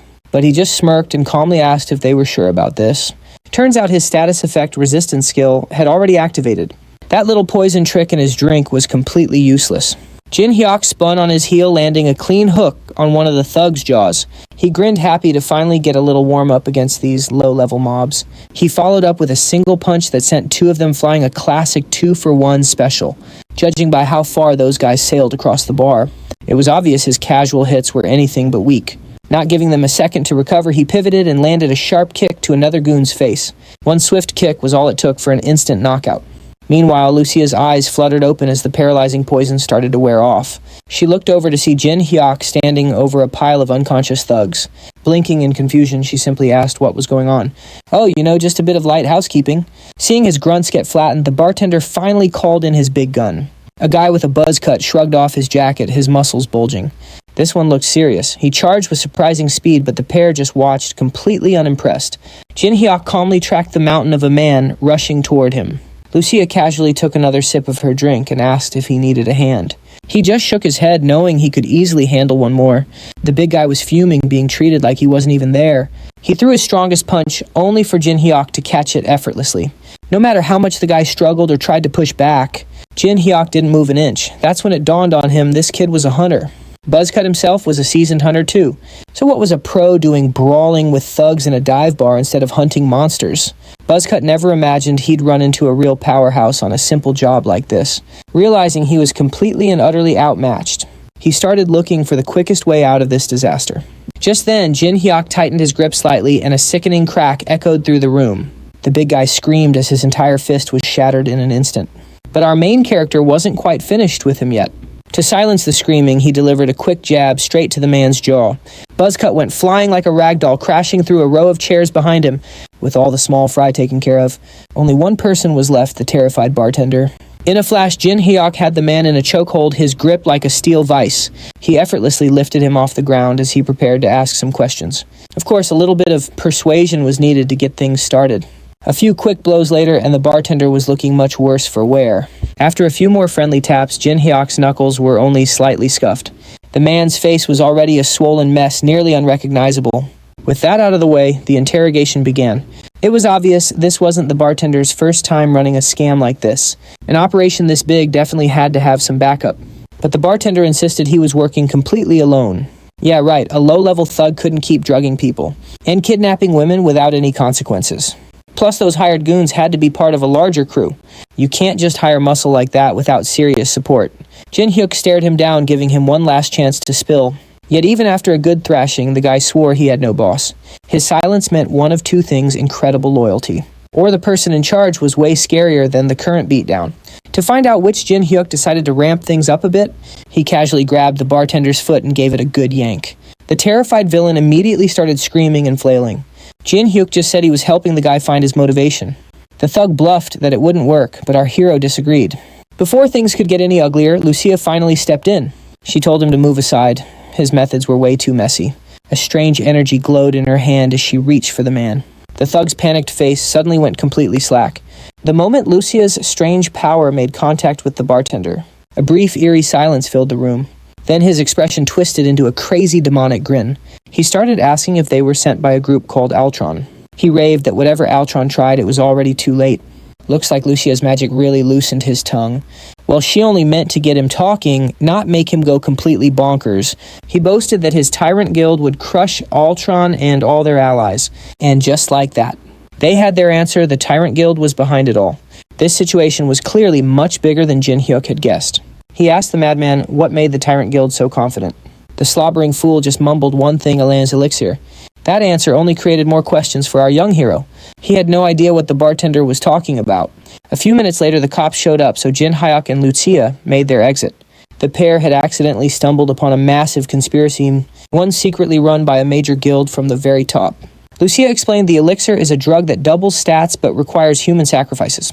She was shocked that an Earth-based guild would even be capable of attempting something so incredibly evil. She couldn't believe anyone here would actually try to create it. See, Alin's elixir also existed back in her own world. They called it the Queen's Tear, and a close friend of hers was sacrificed for it long ago. Years later, right after she hit platinum rank, Lucia went on a warpath and destroyed the entire organization herself. That explains why she had such a grim look on her face after they left. The only question now was what their next move would be. Since the barman revealed the elixir was almost ready, they had to crush the Tyrant Guild fast. Back at the bar, after the police had left, a man in black reported to his superiors. A mask and glasses covered the upper half of his face. Based on his investigation, this was no internal squabble. What was strange is the killers only took out the barman and left. This bizarre method didn't fit a rival guild or any of their allies. The masked man's new assignment was to find who crashed their operation and fast. He felt confident he could deliver the culprits quickly. Now let's turn our attention to our friends at the Titan Guild. Currently, the top brass is away on an overseas business trip. According to the capable secretary Lee Hyena, their trip to Hong Kong was a huge success. If this performance keeps up, they could recruit 15% more guild members. The guild was thriving, but the Titan Guild leader, Seo Sangho, was not feeling well. He was stressing out over the news about Alin's elixir, and just as he figured, Lee Hyena had never even heard of it. The association has worked hard to keep its existence hidden from the world. It would be difficult for Lee Hyena to return to Korea as she still had guild business to handle. Since that was the situation, Sangho would have to act on his own for now. He instructed Secretary Lee Hyena to issue an urgent guild-wide order. As of this moment, the Titan Guild is declaring a hostile relationship with the Tyrant Guild. A war was on the horizon. Surprised by this drastic move, Lee Hyena wanted more info before diving the guild into a major conflict. Sangho only said that failing to prepare now would lead to greater chaos later. If the info he received was true, it'd be too late once everything fell apart. Lee Hyena demanded to know what intel could make him act so unhinged. Sangho knew this order was a declaration of war on a guild as big as their own. He also assured her that the Ultron Guild and the government would be on their side. Even so, war carries a massive risk for everyone involved. Lee Hyena suggested they at least consult the executives for a more cautious decision. But Sangho had already made his decision. His mind had never been clearer, and he had no time for pointless meetings. Just by the look in his eyes, Lee Hyena knew the leader's mind was made up. For a cautious guy, Sangho was being surprisingly bold. He knew she had reservations about acting without solid information. For now, he just needed Lee Hyena to trust him and issue the order quietly. They'd conduct a secret investigation. A formal war declaration could wait. As for the probe, Sangho already had a few people in mind. For a cautious guy, Sangho was being surprisingly bold. He knew she had reservations about acting without solid information. He needed her to trust his judgment, issue the order quietly, and start the investigation. A public declaration of war could happen much later. As for who to investigate, Sangho already had his shortlist ready. So what caused Sangho's sudden change of heart? It was a single text from Jinhyuk detailing Tyrant's plan for a wicked new drug. Their secret ingredient, human sacrifices. Meanwhile, Lucia was happily munching on snacks at Jinhyuk's place. And of course, she was pestering him about his next move. She was just glad to know there were still good, sensible people in the world like Seo Sangho. If no one else had teamed up to crush the Tyrant Guild, she would have gladly handled it solo. It certainly helped that the recipe for Alin's elixir was just pure evil. Jinhyuk teased her, asking when she'd stop raiding his pantry and go back to her dungeon. But there was no way she'd return to that boring place and miss out on a real-life villain hunt. She had a feeling the Tyrant Guild weren't just your average hunters. Anyone who'd make something so vile had to be completely unhinged. Even Jinhyuk had to admit he couldn't take down such a massive group on his own. At least not right now. So Lucia officially offered her help to wipe out those scumbags together. Jinhyuk thanked her, even though it wasn't her fight to begin with. Suddenly a knock echoed at the door, followed by someone calling his name. He wasn't expecting guests, so this was odd. Maybe it was just a package. Or perhaps it was the masked man from the bar sent to investigate what happened. He possessed a magical compass that could track people using their blood. With the barman's blood, he followed the faint trail left on Jinhyuk's clothes. Leaving the bar, he didn't need a car effortlessly traversing the city skyline. Bounding from one rooftop to another, the masked man began his pursuit. Finally, he landed silently in front of an apartment building. Following the compass's direction, he glanced at the simple-looking home. He couldn't shake the feeling that something was a little off. For a second, the building seemed hazy, but he brushed it off as a trick of the light. He also recognized the address of the hunter who defeated Leviathan a few days back. The incidents might be linked, but that detail didn't matter to the masked man. He was given a job, and he intended to finish it. Instantly, a thick needle with a sinister aura materialized in his hand. His plan was to capture his target and ask a few questions. Jin-hyuk approached the doorway and called out to the person outside. As suspected, the man claimed to be a delivery driver delayed because of an accident. But Jin-hyuk wasn't an idiot. There's no way a delivery service would show up this late at night. Besides, a powerful recognition shield was cast on his home, making it nearly impossible to find. If someone broke that spell just to pose as a delivery guy, they were definitely bad news. Still, Jin-hyuk opened his door, remaining on high alert. The masked man lunged inside that sinister needle aimed to kill. He was completely expecting a dirty trick, so it was easy for Jin-hyuk to snatch the villain's wrist as he made his move. He cheekily asked, "Do deliveries come with complimentary poison darts now?" The masked man was meant to be the ambusher, yet now he was the one caught by surprise. Just then, Lucia chimed in, shouting for Jin-hyuk to move as she let an arrow fly. The arrow's speed and sheer force were unbelievable. Dodging at that range was impossible as it slammed into the villain. The impact sent the masked man flying out the second-floor window. He was bleeding badly as the arrow tore deeper inside him. Lucia loaded another shot, aiming to finish the guy off, but Jin-hyuk waved her off, insisting he would handle it. He figured this was all because of that incident at the bar. Lucia warned him that this attacker was no ordinary foe. After all, the man had survived one of her arrows. The masked man trembled as he struggled to pull out the arrow. He couldn't believe one woman put him in this critical state. He finally ripped it out, bleeding all over the pavement. Every instinct in his body screamed at him to retreat. By the time Jin-hyuk moved, the guy was already parkouring across rooftops. Lucia asked about giving chase, but Jin-hyuk seemed unbothered. Besides, the guy would just come find him again anyway. They could definitely settle things some other time. What really caught his eye was the man's karma value over 900. That meant this guy was a killer who felt nothing. Jin-hyuk had been itching for a real challenge, so this was perfect. He was already thinking of ways he could use this masked dude. The next day, a guild car took Jin-hyuk and Lucia to the mountains. The driver pointed to the site saying it was all on Sangho's orders. But it's no secret many in the Titan Guild still weren't fans of Jin-hyuk. He saw the troops below. Half were at least A-rank hunters. Yeah, this was definitely an elite squad through and through, and the person in charge was the same guy who'd tried to fight him. It looked like Executive Han Yong-seok was leading this operation. Right away, Jin-hyuk had a feeling this mission would be a huge pain. The executive formally introduced himself as the leader of the operation. To Jin-hyuk's surprise, the guy mentioned meeting during the last raid. Jin-hyuk pointed out his personality change, saying he seemed much nicer now. Yong-seok awkwardly cleared his throat, apologizing for his behavior. He said he was just a bit overeager for the guild's sake. He tried to clear the air about their rocky first meeting, hoping to keep the mission on track. Yong-seok also asked about the woman Jin-hyuk had with him. Jin-hyuk introduced Lucia as a capable colleague who wouldn't be a burden. The executive was a bit flustered since no backup was mentioned in the plan. But before he could argue, the recon team they'd sent out returned. Yong-seok stepped away for a moment to get a report from his scouts. Of course, the guy's apology was just for show and held no real sincerity. There was no mention of any extra support personnel, so the executive was on edge. But before he could protest, his recon team returned. Yong-seok excused himself briefly to hear his scouts report. Sure, the guy may have acted sorry on the outside. Still, he dismissed Jin-hyuk and Lucia, seeing them as just a couple of C-rank rookies. Besides, their actual strength didn't matter. After all, the guy in glasses had his own plans for this mission. Lucia saw right through the executive's act, asking Jin-hyuk if they should really follow his lead. He simply told her not to worry. Plus, they've had a tail for a while now. Of course, both of them had spotted their clumsy follower ages ago. Jin-hyuk decided to leave him be. He might come in handy later on. Just before the raid, Jin-hyuk gave Lucia a glowing magic crystal. It was a nifty communication device. They could talk to anyone within a 10-kilometer radius. She'd need it soon, so he told her to keep it close. Yong-seok returned, confirming what they already suspected. Based on their intel, the Tyrant Guild was definitely running a human trafficking ring, and for the raid plan, the executive had a special favor to ask of Jin-hyuk. The recon team found a powerful barrier protecting the entire facility, and they believed only one person could slip through that barrier undetected. Yong-seok claimed that no one was better suited for this infiltration than Jin-hyuk. Jin-hyuk bluntly pointed out he was basically being sent on a suicide mission, but the executive kept up his act as a fair and balanced leader. He even laid on the sarcasm, saying only the hero of the Leviathan raid could do it. Besides, wasn't it easier to work alone than with unfamiliar Titan Guild members?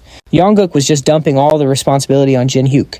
He was obviously shifting all the risk onto a single person. They thought they were playing him, but this was exactly what Jin-hyuk wanted. So Jin-hyuk went with a small team to a weak point in the barrier. The plan was simple. The mages would open a tiny hole in the barrier, and Jin-hyuk had to slip inside. Reaching the east side of the building, they picked up the pace.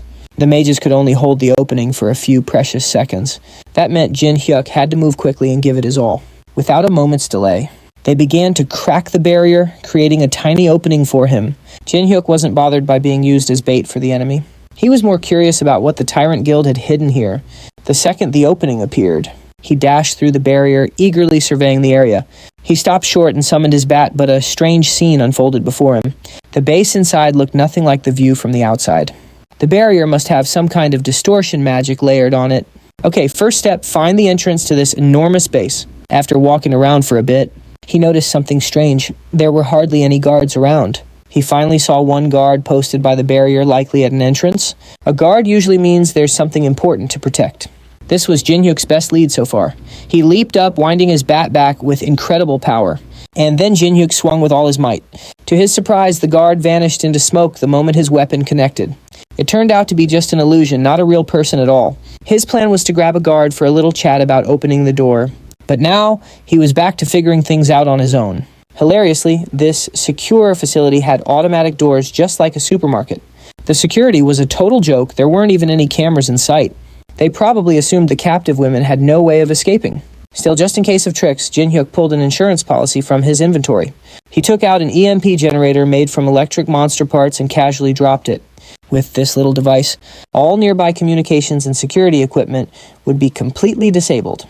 This is exactly why he'd left Lucia a magic communication crystal. Once the EMP activated, Jin Hyuk planned his next move. With the compound totally off the grid, it was officially time to get started. From a distance, the masked man kept watching Jin Hyuk's every move. He was connecting the dots between our hero the bar incident and the Titan Guild. It seemed this masked man, like everyone else, had his own secret agenda. And apparently Jin Hyuk was a crucial part of his plan. As a result of the EMP, one of the facility's guards, who was taking it easy, saw his game get cut short as his phone went dead. The guard grumbled, blaming the bad country reception for his bad luck. But just as he sensed something wasn't right, a red bat was already slamming into the side of his head, and Jin Hyuk hadn't even swung it. He had actually thrown his weapon, nailing the guy with the blunt end. After the guard was down, he used auto-recovery to call his bat right back. Jin Hyuk had finally found someone of actual flesh and blood to deal with. The guard crumpled against the wall, hitting the concrete floor with a solid thud. This guy he'd just dropped wasn't even a hunter. He was a normal dude, but with a massive 800 karma score over his head. This place was definitely crawling with some seriously terrible people. That settled it. Jin Hyuk could now clean house without holding back. Past the gate, he found himself in a long hall lined with prison cells. This had to be where they were keeping all the abducted women. The conditions inside were awful. People were chained up like animals, just waiting to be used as ingredients for that horrible elixir. His thoughts were cut short by a man's voice asking who he was. Down the row, one of the cells looked completely different from the rest. Instead of a woman, a man was locked up inside this one. Jin Hyuk also recognized the man's uniform. It belonged to the Tyrant Guild. The prisoner warned Jin Hyuk to run, claiming everyone in the facility had gone mad. Outside, the slimy team leader checked his watch, timing Jin Hyuk's infiltration. But a powerful attack nearly takes him out, revealing his opponent's true strength. Jin Hyuk has been in there for a while, and everything is still eerily quiet. Perhaps it's time for the main team to finally make a move. Yong-sok ordered his crew to move up and stand by, ready to charge in if anything looked off. The moment he gave the signal, the Titans in their black jackets swarmed ahead. Lucia just stood there, completely still and looking bored. Yong-sok had no idea what her deal was. At last, the four-eyed guy joined his men on standby while Jin Hyuk did all the work.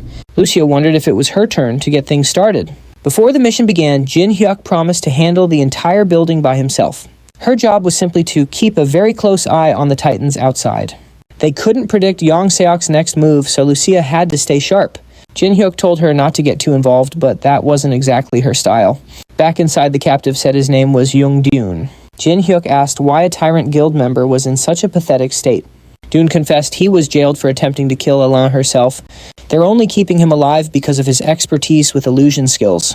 That weird distortion on the barrier and the fake guard must have been his handiwork. Jin Hyuk was curious why he'd try to sabotage his own guild's research. The answer was surprisingly simple. Dune just couldn't watch his colleagues feed women to monsters as bait anymore. He finally hit his breaking point and tried to take Alin down, but he got caught instead. Jin Hyuk was amazed to find a Tyrant Guild member with a conscience. His karma score was even low, sitting at only 62. Our main character then officially asked Dune to help him destroy this place. Meanwhile, the guy monitoring the control room was sleeping peacefully in his chair. When he finally woke up, he realized he must have dozed off on duty yet again. He always got tired around this time, so it felt pretty normal. Besides, nothing ever happened here, so it was probably fine. But instead of live feeds, he woke up to a wall of completely black screens. He glanced around, trying to figure out what was wrong, but had no clue. Panicking, he tried to restart the system, but Jin Hyuk's EMP had fried the power supply. Every single electronic device, including his phone, was totally dead. The entire computer system had crashed, and he'd slept through the whole thing. This guy's definitely a top candidate for Employee of the Month. Just outside the command center, some tyrant goons were killing time with a card game. Their good mood was totally ruined when a frantic voice yelled about an emergency. The guys were startled, but more importantly, their card game was cut short. The technician shouted that the whole system had suddenly gone dark. And as if that wasn't bad enough, every single prison cell was empty. An intruder had snuck in, throwing everything into total chaos. The leader quickly divided his crew into two teams. Team 1 would secure the Alin lab, while Team 2 hunted for the intruder. And as for the genius who messed up, the control room guy had to contact headquarters one way or another. All the cells were wide open and the captured women were now free. They were now making a desperate run for the closest way out. Dune, knowing the layout, guided them all along the quickest route. They were so close to freedom, but the tyrant boys were right on their heels. Once the escapees were spotted, the guild members began to swarm in. The first guard there instantly spotted Dune ushering the women toward the exit. Like a total legend, he let the women pass, staying back to buy them more time. The first guard got overconfident, charging in alone to finish Dune for good. But the moment the punch connected, Dune revealed his signature move. Illusion. The guard was furious he'd been fooled by such a basic technique. While Team 2 was chasing ghosts, Team 1 was having a much worse time. They basically brought tiny knives to a Major League bat fight. Jin Hyuk made short work of the guards at the Alin production room. His movements and skills were on another level. He danced around them, making the clumsy fighters look like amateurs. Our hero took each one down with a single well-placed swing. After knocking out the last guy, Jin Hyuk hadn't even broken a sweat. The way they frantically guarded this door made it obvious what was inside. Jin Hyuk opened the door and cautiously stepped inside. He scanned the room, seeing all the gear used to create that awful drug. To think they built a massive hidden lab this deep underground? The lab was filled with rows of human-sized capsules. Inside each one was a woman kidnapped by the Tyrant Guild. The sheer scope of their wickedness was far worse than Jin Hyuk had pictured. In the center of it all, a monster floated inside a glass case. This had to be Alin, the heart of all this misery. Jin Hyuk tightened his grip on the bat. The creature didn't seem to notice him. There was a good chance that it was asleep. A grin on his face, he summoned lightning into his bat and got ready to swing. If this went as planned, he could end this whole mess in a single hit. But things were never that simple. Sensing danger, Alin awoke. She shattered the glass, lashing out with vicious tentacles. Jin Hyuk had to dodge frantically as the tentacles shot toward his weak spots. He was forced to cancel his lightning-charged swing. Watching the tentacles wild dance, his anxiety spiked. Those things hit hard and fast, one wrong move, and it was game over. For now, it was all about defense, just waiting for the perfect chance to counter. Jin Hyuk snapped his focus into place. Staying calm was the only way he'd make it out of this alive. And for anyone expecting a cute tentacle girl, sorry, not today. Alin was basically a flailing maniac with tentacles. At last, the beast shattered her glass prison, sending shards flying everywhere. Looks like our hero might be seriously outmatched this time. Jin Hyuk activates hard skin for an extra layer of defense. He dodges a strike and lunges forward, ready to finish this. After that, he steels himself, preparing for the next assault. This enemy wasn't going down easy. He had to push even harder. With renewed focus, Jin Hyuk unleashed a final blow to end the man-eating monster. He just barely managed to pull it off. Glancing around, his eyes landed on a strange item, Alrina's magic stone. The system couldn't appraise it, but its size and shape screamed magic stone. He'd get answers later. Time to ask the dwarf uncle about this. Jin Hyuk then wondered about the situation unfolding outside. He contacted Lucia, checking if she could hear him and get a status report. His main concern was whether the girls had escaped safely. Lucia replied that the girls and a man were already heading down the mountain, but weirdly, their pursuers were dressed in the exact same clothes. He explained the man was caught betraying the Tyrant Guild, but he's trustworthy. They'd decided to team up, so now the guy's an ally. Jin Hyuk confirmed it. They were all definitely on the same side. With that cleared up, Lucia asked, the big question was, Alrina handled. Jin Hyuk confirmed Alrina was dealt with, and he'd even secured the magic stone. His mind back on the chase, Jin Hyuk asked about the pursuing group. Lucia explained those guys had been locked in combat for a while now. The moment the white-clad group appeared, the Titan Guild rushed in to fight. But something about the fight felt off. She noticed the ones in white ate something strange. Right after, their appearances began to change. Now the Titans who had the advantage were suddenly losing ground. Jin-hyuk wondered if this was connected to that drug he'd heard of Alron's. He realized if the Titan Guild fell, this would become a huge problem. Even though the Titan Guild was annoying, stopping the tyrants was top priority. He asked Lucia to jump in and stop things from getting any worse. Lucia got the plan and agreed to handle the white-clad enemies. She told Jin-hyuk not to worry, he could count on her. Her one condition, a huge supply of sweets as a reward. Meanwhile, Jin-hyuk could tell Lucia's side of things was falling into place. Feeling confident, he called out to a hidden figure nearby, "Mr. Delivery Man." A mysterious figure emerged, shocked that Jin-hyuk had spotted him. Jin-hyuk wonders, is he the target or is it just about Alrin's magic stone? But the guy reveals his objective was the same, though it has since changed. Jin-hyuk gives him a fair warning that he'll regret his latest choice. A shadowy figure emerges, surprised that Kang Jin-hyuk even spotted him. Jin-hyuk is still wondering, is this guy after him, or just Alrina's magic stone? The stranger says his goal was the same at first, but not anymore. Kang Jin-hyuk warns him that whatever path he chose, he will be sorry.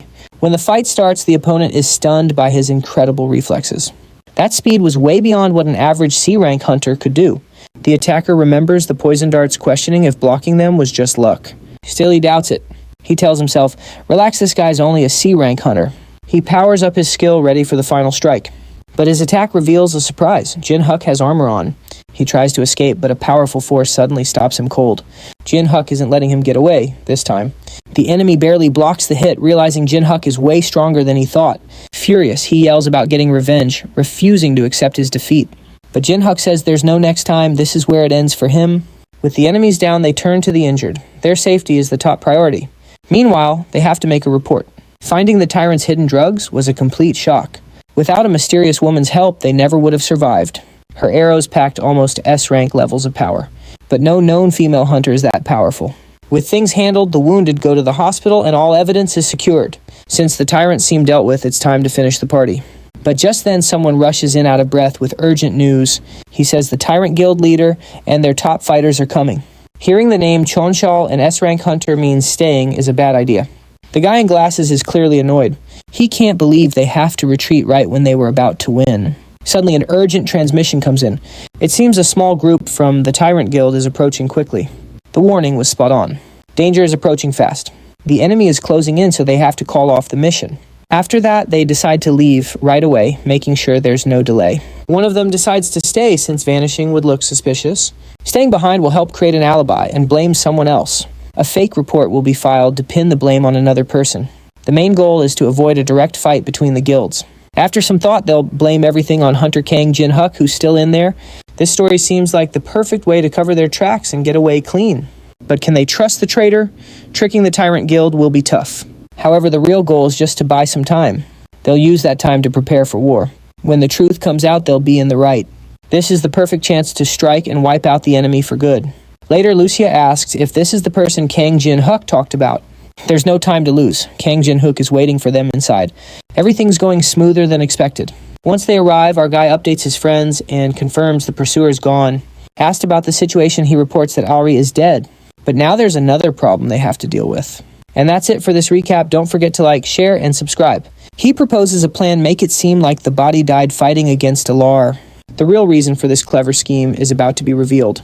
A document is passed over for a closer look. As they read the contents, shock spreads. The names listed are all recent victims from a string of brutal murders. If this information is actually true, the implications are just terrifying. The infamous Great Guild Killer has a pattern of only targeting large guilds. This creates a perfect opportunity. If the blame falls on him, nobody will suspect a thing. Kang Jin-hyuk explains his plan, asking if Young Da-yoon can handle it. Young Da-yoon quickly agrees, seeing the genius in the idea. Lucia, not quite seeing the whole picture, wants to be sure this plan won't backfire. Kang Jin-hyuk then assures them that he has everything under control. With everyone on board, the decision was made. The next big priority is leaving the area as quickly as possible. The Tyrant Guild's main force is expected soon, but not everything is as it appears. Only half of that rumor was true. Yes, their main forces are on the move, but they're still at least 2 hours away. The group they saw before was simply an illusion. Young Da-yoon praises Jin-hyuk, thanking him for the rescue that saved so many lives. But there's really no need for thanks. The real fight is only just beginning. The Tyrant Guild has taken a serious blow, and once the news spreads, other guilds won't stay quiet. After that, Jin Huk smiles, looking forward to watching the Tyrant Guild fall apart. The end of the Tyrant Guild seems closer now than ever before. Their secret crimes are worse than anyone thought, so it's time to call in higher authorities. To avoid getting dragged into a guild war, they'll leak the info anonymously to the Hunter Association and the police, as well as the government and the media. Some worry that exposing the truth will just benefit the other guilds. But protecting innocent people is more important than any short-term gain. Before long, the shocking truth is absolutely everywhere. A major hunter guild was secretly breeding monsters using humans as feed. The public is horrified. Officials have declared it a major crime, vowing a complete investigation. Other top guilds step up, offering to cooperate fully in uncovering all the crimes. However, the Tyrant Guild refuses to cooperate one bit with the investigation. We cut to young Seek completely losing his mind as he watches the story go viral. Right on cue, Seo Sangho of the Titan Guild calls him, and our bleach blonde friend chews him out for leaking it all. His frustration is obvious after all of their hard work. A different guild is being praised as the hero for revealing the truth. If they had kept the information secret, the Tyrant Guild could have been dealt with before anyone else could interfere. Hansik argues recruiting an S-class hunter would have guaranteed their victory over the guild. On the other end of the line, Seo Sangho has his doubts, saying even with that kind of power, beating the guildmaster was never a sure thing. Their debate about starting a guild war just keeps going. Han Yong-sik is sure they can take over the Tyrant Guild's assets without much trouble. Plus, he notes there's no way regular guild members should have been strong enough to defeat Sangho. Seo Sangho argues it's too risky, saying innocent people could get hurt. Then Han Yong-sik gets questioned on his motives. A guild protects people, not just grabs power. He swears he just wanted what was best for everyone. On top of that, he feels the guild leader never listens to him anyway. He's sure the Titan Guild is headed for ruin under its current boss. That's when this guy contacts someone special, offering them a top spot in the guild. The job is theirs, but only if they help overthrow the current guildmaster. We cut back to our main character, who's got a secret chat of his own lined up. The meeting spot is a little public for a secret talk, but Jung De-yoon arrives on cue. Kang Jin-hak greets him, noting his newfound air of confidence. It seems the plan is going smoothly. The stories they planted have made things easier. Still, they aren't completely in the clear just yet. The guild is putting a team together to track down Kang Jin-hak. It's strange they have the resources for that, given how shaky the guild is. But it seems some of the higher-ups are getting a little suspicious. Word about the assassin's body got out way too quickly to be normal. This led them to think the real culprit might still be out there. There's no solid proof, of course, but the doubt is definitely growing. Since their plan worked perfectly, his identity is still under wraps. But it's smart to lay low for now, at least until the Titan Guild finally crumbles. After their chat, Jung De-yoon hands over intel on the investigation leaders. He asks if Kang Jin-hak wants to check out the details right away. But there's really no need since he knows they're just illusions. Kang Jin-hak had it all figured out right from the very start. With no one else around, he wants to know who is really hunting him. The real pursuers are an archer and a mage, both experts in disguise magic. They could even approach him pretending to be a friend. After getting the details, there's just one more piece of info. His contact brings up something called the monster counter. Kang Jin-hak remembers it from helping the Titan Guild, but this one looks new. Turns out it's an upgraded version of the old device. After the all-round incident, the association created a hunter monitoring system. Every single hunter guild by guild will be forced to wear one. This puts everyone directly under the association's watchful eye.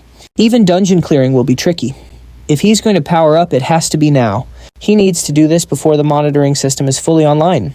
If his power level spikes after that, the association will definitely notice. Even the Titan Guild might start putting 2 and 2 together. To avoid drawing any attention, he's got to get this done as soon as possible. A tracking system is an unexpected twist, but there's no way around it.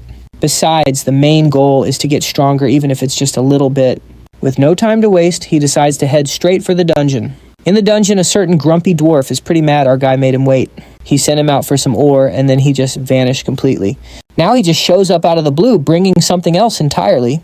He apologized, explaining some unavoidable circumstances caused the delay. After weeks of nothing, he waltzed back in like no time had passed. The annoyance was obvious. He apologized again, claiming he had urgent business, but that excuse changed nothing. What he brought back was not simple material. It was a cursed item seething with grudges. Curse-sensitive dwarves wouldn't dare approach it. Lucia left earlier for an urgent matter. Now it seemed this was the cause. Instead of the requested ore, he returned with something totally useless. The order was simple: get rid of it now. In a panic, he pleaded ignorance, but that excuse wouldn't fly. The mistake was already made. Still throwing it out seemed wasteful. There had to be some other use, and only one option remained. And suddenly what Lucia said earlier clicked into place. She'd hinted the dwarf couldn't handle whatever the boy brought back. Her meaning was clear now. Below that cliff was a certain place. A place known only as the Dragon's Temple. A key was provided to unlock the temple and purify the Or's curse. The reward for success. A weapon far stronger than his current one. He was curious if the key would even open the temple. It would. But a grave warning followed. This was no ordinary temple. It was more dangerous than any dungeon he had ever challenged. Charging in unprepared was suicide, so they decided to retreat for now. It didn't matter how far they'd come, safety always came first. Kangjun Tai watched Lucia pull ahead, amazed at her speed. Thinking of how to prepare his mind went straight to potions and scrolls. Somehow he felt that wouldn't be enough. He was about to ask Lucia for advice when he saw his food supply was gone. She was devouring his 1-month stash. An urgent call interrupted him before he could even react. Secretary Lee Hina of the Titan Guild pleaded for his help, mentioning the guildmaster, Sangho. Her desperate voice made him wonder what could have possibly happened. Hearing the sheer panic in her voice, Kangjun Tai raced to the scene. He arrived to find Sangho in critical condition, covered in blood and barely alive. Lee Hina was desperately trying to keep him conscious. Jin Tai immediately moved in to provide first aid. With no time to lose, he poured a potion on the wound, easing the injury. The worst seemed over, but he needed answers. Gazing at the wounded man and terrified secretary, he wondered what caused this vicious attack. Sangho fought to get the words out. It was a trap by his own guild members. After coming home, he went to a guild event. He thought it was just a normal party. But something felt wrong. Only Hansik's followers were there. By the time he realized it was too late. They had poisoned the drinks. His strength faded fast, but he fought with all his might just to get out. He used every last bit of strength just to escape. Jin Tai listened intently as he finally collapsed, all while poison coursed through his veins. He's curious about what else might have occurred. But before he can ask, Sangho cried out in pain. Making matters worse, his wounds began to reopen. The guild's poison was far stronger than expected. Jin Tai saw they had to act immediately. He asks if anyone knows the poison or if an antidote exists. Hina explains that regular hunter antidotes won't help. So Jin Tai proposes a special hunter hospital. Sangho reminds them a hospital would reveal their location to enemies. Considering their options, Jin Tai asks Hina if she has a car. She's confused and asks about their destination. He urges her to prepare for immediate departure. They're headed to his home. Surprised, she asks if he has an antidote. Jin Tai admits he doesn't have an antidote, but he hints at another way to handle the poison. Hina agrees, promising to drive fast as Jin Tai watches Sangho. Nearing their goal, Jin Tai tells Sangho to hold on. Suddenly, Hina notices something strange. She asks Jin Tai if he sees the car behind them. Jin Tai checks and realizes it's the car from the house. Hina confirms his suspicion they're being followed. Jin Tai knows he can't lead them to his home. With no other choice, he quickly changes the plan. He tells Hina to follow his directions for a new route. At a certain spot, Jin Tai prepares for a confrontation. He tells Hina to go on to his house. He'll handle this. He says a colleague knows she's coming and will let her inside. Kangjun Tai expects to see Sangho, not some stranger. He smirks, wondering if Jin Tai really plans to stop him. Meanwhile, Jin Tai studies his opponent. He wonders if this man is the only tracker or if there are more. Then Jin Tai wonders why Hina hasn't left yet. Before he can ask, she suddenly yells for him to escape. Then she reveals the awful truth: their pursuer is an S-class hunter. The name Kangjun Tai shocks him, and his skill confirms the man's power. Kangjun Tai's aura radiates, proving this is no ordinary foe.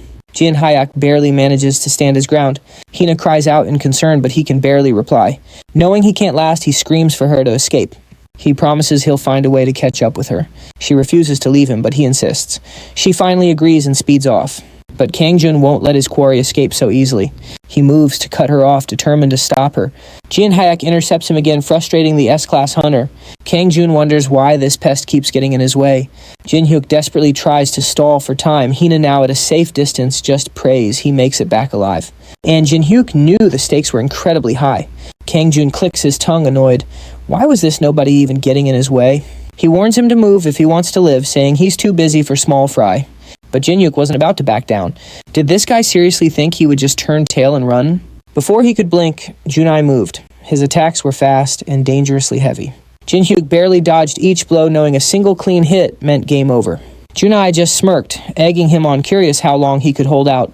The attacks got even faster, and Jin-hyuk knew one solid hit would end this. Thinking fast, he opened his inventory and equipped his chainmail. Its unique effect kicked in, immediately halving all physical and magic damage. When the next blow landed, Jin-hyuk felt just how close he'd been to the edge. If he hadn't prepared that armor beforehand, he would have been toast. Junai watched surprised that Seo Sangho had such a skilled person with him. But then something suddenly clicked. Could this be the S-Class hunter who supposedly captured that new monster? That name definitely rang a bell. Hansok had mentioned someone like him, a person pretty close with Seo Sangho. In that moment, Jin-hyuk realized his cover was completely blown. Even if he escaped, it was only a matter of time until they found him. His house was no longer a safe place. Then again, he couldn't possibly get away from someone as strong as Junai. That's when Junai made a surprising proposal. He told Jin-hyuk to forget Seo Sangho and just join his side instead. The new Titan Guild could really use a guy like him. Jin-hyuk's answer, however, was a firm no. Meanwhile, Lucia was pouring all her energy into healing the Guildmaster. But she finally hit her wall, unable to push her powers any further. Stepping back, she suggested they should go outside and figure out a plan. The poison in Seo Sangho's system was still dangerously potent. While Lucia's first aid bought him some time, it was far from a real cure. The pain was suppressed for now, but that relief wouldn't last. Lucia grew more worried, asking if there was any other possible treatment. She thought for a second and then remembered someone who might be able to help. A certain short guy came to mind. If anyone could do this, it was him. There was, however, another hurdle. To enter the dungeon with the cure, they would absolutely need Jin-hyuk. Back in the fight, Jin-hyuk was barely managing to hang on. His opponent gave him no room to breathe, not even for a second. Every impact shook him to the core, his initial stamina all but gone. He knew he was at his limit and needed a potion, but there wasn't a single opening. Only one choice remained. He had to go all in on one final attack. He steeled his resolve, refusing to give up. If this was it, he'd make it count. Summoning his last ounce of strength, he readied himself for a final desperate move. No matter his effort, none of his attacks seemed to connect. Frustration mounts, but Kangjun just calls the fight incredibly dull. Suddenly, a lethal attack flies straight at him. He needs to dodge, but his body won't respond and he takes the blow. Panic flares as he screams at his body to move, but he's completely frozen. At the last second, instinct takes over and he just barely avoids a fatal strike. Kangjun gives a nod, impressed that he actually managed to survive that. Once more, he gets an offer to join up and stay alive. Jin-hyuk turns it down, so Kangjun sees no other way forward. As the final blow comes, Jin-hyuk wonders if this is really how it ends. Just then, an arrow zips through the air, stopping the fight cold. Lucia is here. Now let's see how our favorite hero showed up. Lucia moves fast, following the route she memorized. It's her first time on this path, but she charges ahead without any doubt. Every step brings her closer, as she prays she isn't too late. She silently wishes for Jin-hyuk to hang on just a little bit longer. Back in the fight, Kangjun gets ready to land the finishing blow. But before the final hit connects, an arrow slices through the air. This unexpected shot forces him to leap back. He stares at the arrow, shocked by its power. Jin-hyuk, barely standing, knows it well. Lucia has arrived right on time, saving Jin-hyuk and stunning their foe with her power. He writes her off at first, thinking she's not a serious threat. He learns his mistake fast, when she easily parries his attack. Stunned by her strength, Kangjun can't process how she can match him. Meanwhile, Lucia is all business. This isn't the time for a lesson. She needs to end this battle quickly. Lucia shatters his spear with her bare hands, leaving him completely stunned. He can't understand how he's being overwhelmed so easily. He even wonders if she's a foreign S-Class hunter, since he would know any local with that power. Jin-hyuk, still getting up, is just as amazed by her skill. Seeing he can move again, Lucia gives him a choice. She asks Jin-hyuk if he wants her to finish this or just let it go. Jin-hyuk tells her there's no need for her to get involved any further. He suggests Lucia finish it, but Kangjun refuses to accept defeat. He knew, however, that pressing on was just a foolish risk, so he calls it quits for now, masking it with pure arrogance. Lucia throws a quick taunt his way, but he just vows to remember this day. Before vanishing, he issues one final warning. He declares that next time both she and Jin-hyuk are finished. And just like that, he was gone. With the fight over, Lutia helps Jin-hyuk, telling him it's not as bad as it looks. To his amazement, his wounds completely heal. He thanks her, truly grateful. He's blown away by her fighting and healing skills. Lucia puffs up with pride, joking that he finally sees how great she is. Afterwards, Jin-hyuk playfully calls her an overpowered character. He explains it's a compliment, then asks about their guild leader, Seo Sangho. She says he's resting at home, but his condition is still critical without proper treatment. They figure the dwarf from earlier might have the antidote, realizing they can't waste any time. With that, they prepare to head back immediately. Lucia also warns Jin-hyuk not to overdo it or his wounds might reopen. Now that his identity is exposed, King Jin-hyuk knows danger could strike at any moment. He agrees they need to move fast, but saving Seo Ho is their top priority. When they arrive, their uncle is annoyed that Jin-hyuk didn't bring the necessary ore. Instead, he brought home a poisoned person which complicates everything. Jin Hayak apologizes, saying things went sideways, but promises to make it up to him. His only focus now is saving Seo Sangho. But the situation gets worse when they learn the poison is basilisk venom. They need an antidote, but they don't have the materials for it here. Jin Hayak hopefully asks if his uncle might have the cure. His uncle scoffs back that he's not some magical walking treasure chest. Meanwhile, a curious Seo Sangho asks Jin Hayak where exactly they are. Jin Hayak acknowledges the question but doesn't give a straight answer. He just tells him to think of it as one of his special abilities for now. Kang Jin Hak knows it's risky to reveal this hideout, but he decides to trust the guild leader. Seeing that trust, just as the guild leader had trusted him, his uncle hands over some medicine. He clarifies that this will only buy them some time. At best, it's good for about half a day. If they don't get the antidote in time, Seo Sangho won't make it. Jin Hayak asks about other options, but the outlook isn't good. A specialized hunter hospital might stock the antidote.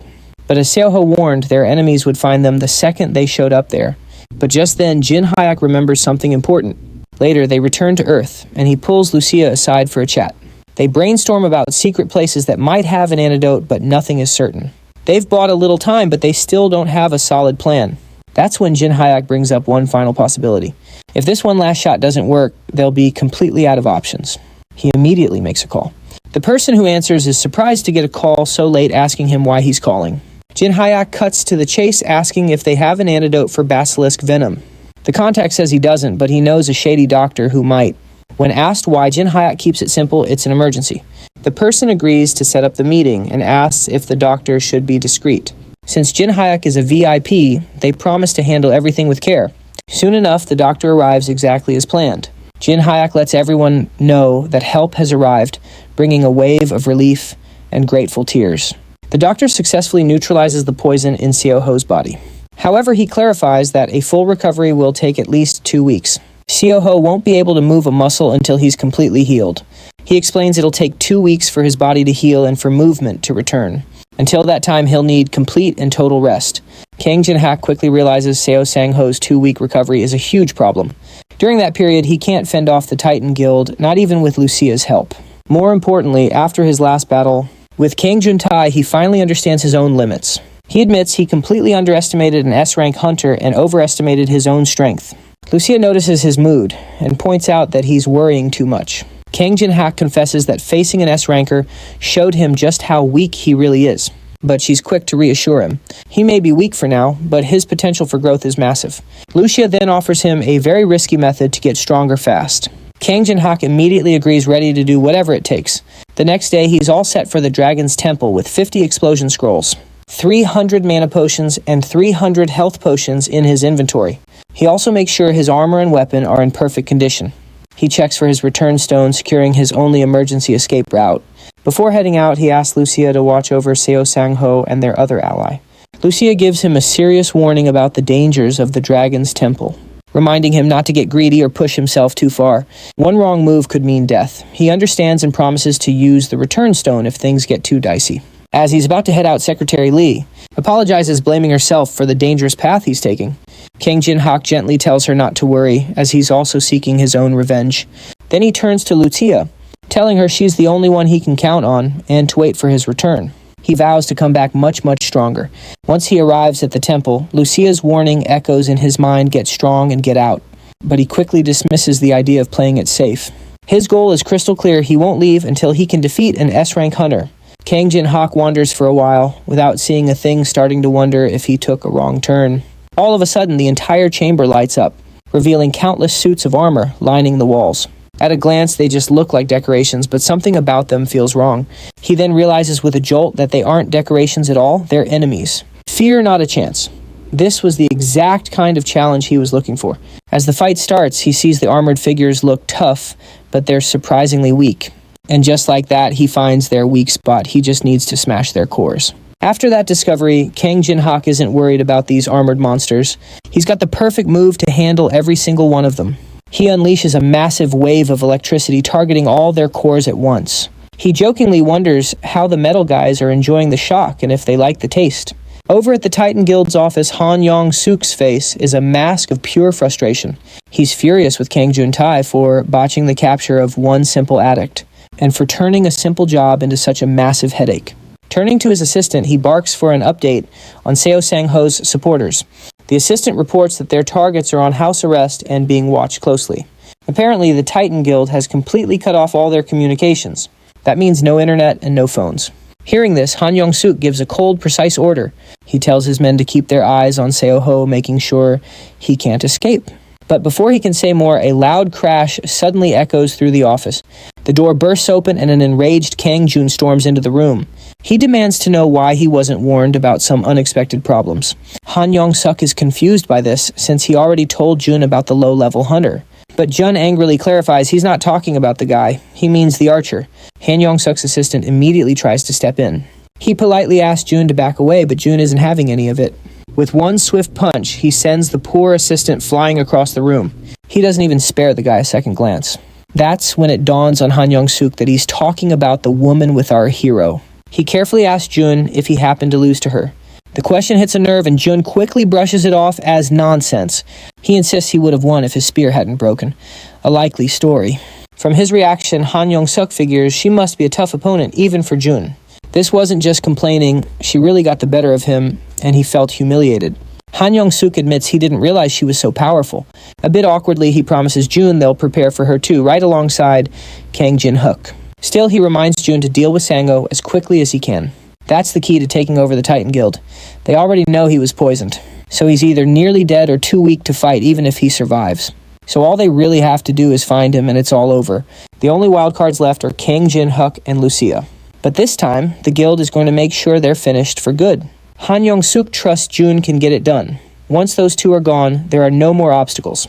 Everything will be wrapped up, and the leadership of the Titan Guild will be Jun's. Meanwhile, inside the Dragon Temple, Kang Jin-hook has defeated all the armored guardians. He's now made it to the second room. In the dim light, he spots a throne with a figure sitting on it. Something feels strange. For one, their karma level is a flat 0. The old man on the throne seems genuinely excited to see a challenger after so long. Kang Jin-hook respectfully asks who he is, saying he can tell he's no ordinary person. The old man is intrigued, asking if he thinks that because of the 0 karma which stuns Jin-hook. But instead of giving a straight answer, the old man turns the tables on him. He asks why Jin-hook has come all this way. He even guesses it's about the cursed, resentful item he's carrying. Our boy is just shocked. This guy's acting like he already knows everything. As the old man steps down to face him, Jin-hook holds out his hand. He shows him the stone and says he came here hoping to purify it. The old man recognizes it as an item that grows by feeding on people. He notes that it holds a lot of grudges, but it's nothing he can't handle. With a simple wave, the old man casts a spell releasing streams of energy. In an instant, the stone is completely purified. Its color brightens and that dark, ominous aura just vanishes. Jin-hyak's face shows he's both impressed and totally surprised. He tries to thank him, but the old man says to save it for when his real task is done. Jin-hyak looks a little confused and meets the old man's gaze. Suddenly, it feels like the whole world around him has changed. The old man's voice tells him the trial has already started. He warns him to go all out because holding back could be fatal. And just like that, Jin-hyak finds himself in a dark, empty space. He quickly figures out this is the true trial of the Dragon Temple. Then he hears footsteps, sensing someone is getting closer. The same armored figure from before appears, but something feels off. The area around him glows, and he asks the knight if he's in a new place. Is this his only opponent, or are there more coming? He wonders if this is just a warm-up before the main event. The armored guy seems completely uninterested in his theories. To Jin-hyak's shock, the knight tells him to get ready as the trial is starting now. Jin-hyak realizes this one is different from the others because he can talk. But the knight just dashes toward him, adding this is his only warning. The scene then cuts back to our hero's neighborhood. A group of guys in futuristic masks are zipping across the rooftops. One of the hooded figures apologizes to the others. He says he couldn't find Jin-hyak's house on any of the streets. They searched the right address, but there was nothing there. Another guy nervously says if they don't find him, they're all finished. Kangjun won't let them off easy, so they must find him at all costs. He gives the order to start destroying every house in the area. He figures they're bound to stumble upon the right house that way. But before they can even start, one of the hooded guys just collapses. Blood instantly pools around him on the ground. The other two barely have time to process what happened before it's too late. And soon they're both taken down by none other than Lucia. With the immediate threat gone, she quietly heads back inside. Secretary Hyana asks Lucia if everything is okay since she left so suddenly. Lucia calmly tells her the Titan Guild's tracking team paid them a visit. Hyana's face fills with worry at the news. But Lucia reassures her, saying she took care of them without a fuss. She explains she overheard their plan to destroy the neighborhood just to find them. This pretty much confirms that the enemy is certain that this is the only area their targets could be hiding. Lucia then apologizes to Hyana. If the guild attacks with full force, she can't stop them alone, and says they must hope Kangjun Tai returns stronger and soon. At this point, he's the only one who can change their situation. Meanwhile, Kangjun Tai is struggling as the armored knight lunges at him. The boy is frozen solid, completely in shock. The armored man slashes his throat, and Kangjun Tai grabs his neck in a panic. He's sure his throat has been cut. But then he's back at the temple completely unharmed. He checks his neck in disbelief, but a laugh breaks his concentration. It's the old man who explains that the battlefield was a virtual space, so even if he dies there, he won't die in reality. There's no need to worry. Kangjun Tai snaps to attention. He knows that voice. He turns just as the door closes, confirming it's the same old man from before. The elder points out that Jin Tai is still incredibly weak. The Dragon Temple is for training, but it's also a place of trials. He had warned him before to never drop his guard. True strength is resilience. The old man advises him to get stronger and try again. But Jin Tai isn't in the mood for a lecture. There's no time for casual advice. If their hideout is found, Seo Sangho and Lihi will be killed. And he can't beat Yante as he is now. He must get stronger immediately. But a solid door now stands between him and the old man. He begs him to open it, admitting it was his mistake. He swears he won't let his guard down again, explaining it's all for nothing if he fails now. The old man knows that rushing in will only lead to another death. Still, Jin Tai's determination doesn't waver. He insists he'll only know if he tries. The elder is surprised by his desperate plea. He is not backing down. Jin Tai declares that if he feared death, he never would have started this journey. Amused by his spirit, the old man grants him a special exception to retry the trial. Jin Tai moves forward and reappears in the virtual space. The armored warrior praises him for returning after tasting death. Jin Tai admits he was careless the first time, but this round won't end so easily for his opponent. The warrior laughs, leaping high to strike with his massive weapon. This time Jin Tai parries with his enchanted bat, but the man's skill is on another level. Just blocking the attack is a huge struggle. His opponent notes he's finally gotten serious. As Jin Tai struggles, he remembers to channel aura into his legs. He just has to knock the weapon aside and create some distance. He summons his energy, focusing it all into his legs. If he can make an opening even for a moment, he might have a shot. With all his might, he shoves the armored warrior backward. The recoil almost throws him off his feet. He realizes a direct fight is impossible. He has to use hit-and-run tactics, waiting for the perfect moment. Jin Tai charges, leaping into the air to launch an attack. The warrior seems impressed by his opponent's control over his aura, but his aura is only in his legs, leaving his upper body weak. The knight deflects his blow. It's like the man can read his every move. The armored guy sighs. He admits Jin Tai has spirit, but if this is his limit, it's time to end things. He coolly tells Jin Tai that he should just die. The armored figure lunges at Jin Tai, but is shocked when his attack is parried. Jin Tai smirks, telling him he won't go down that easily. He wasn't certain before, so he ran a little test. Just as he thought, his opponent reads his aura to predict his attacks. The armored man just laughs, admitting the kid's got talent.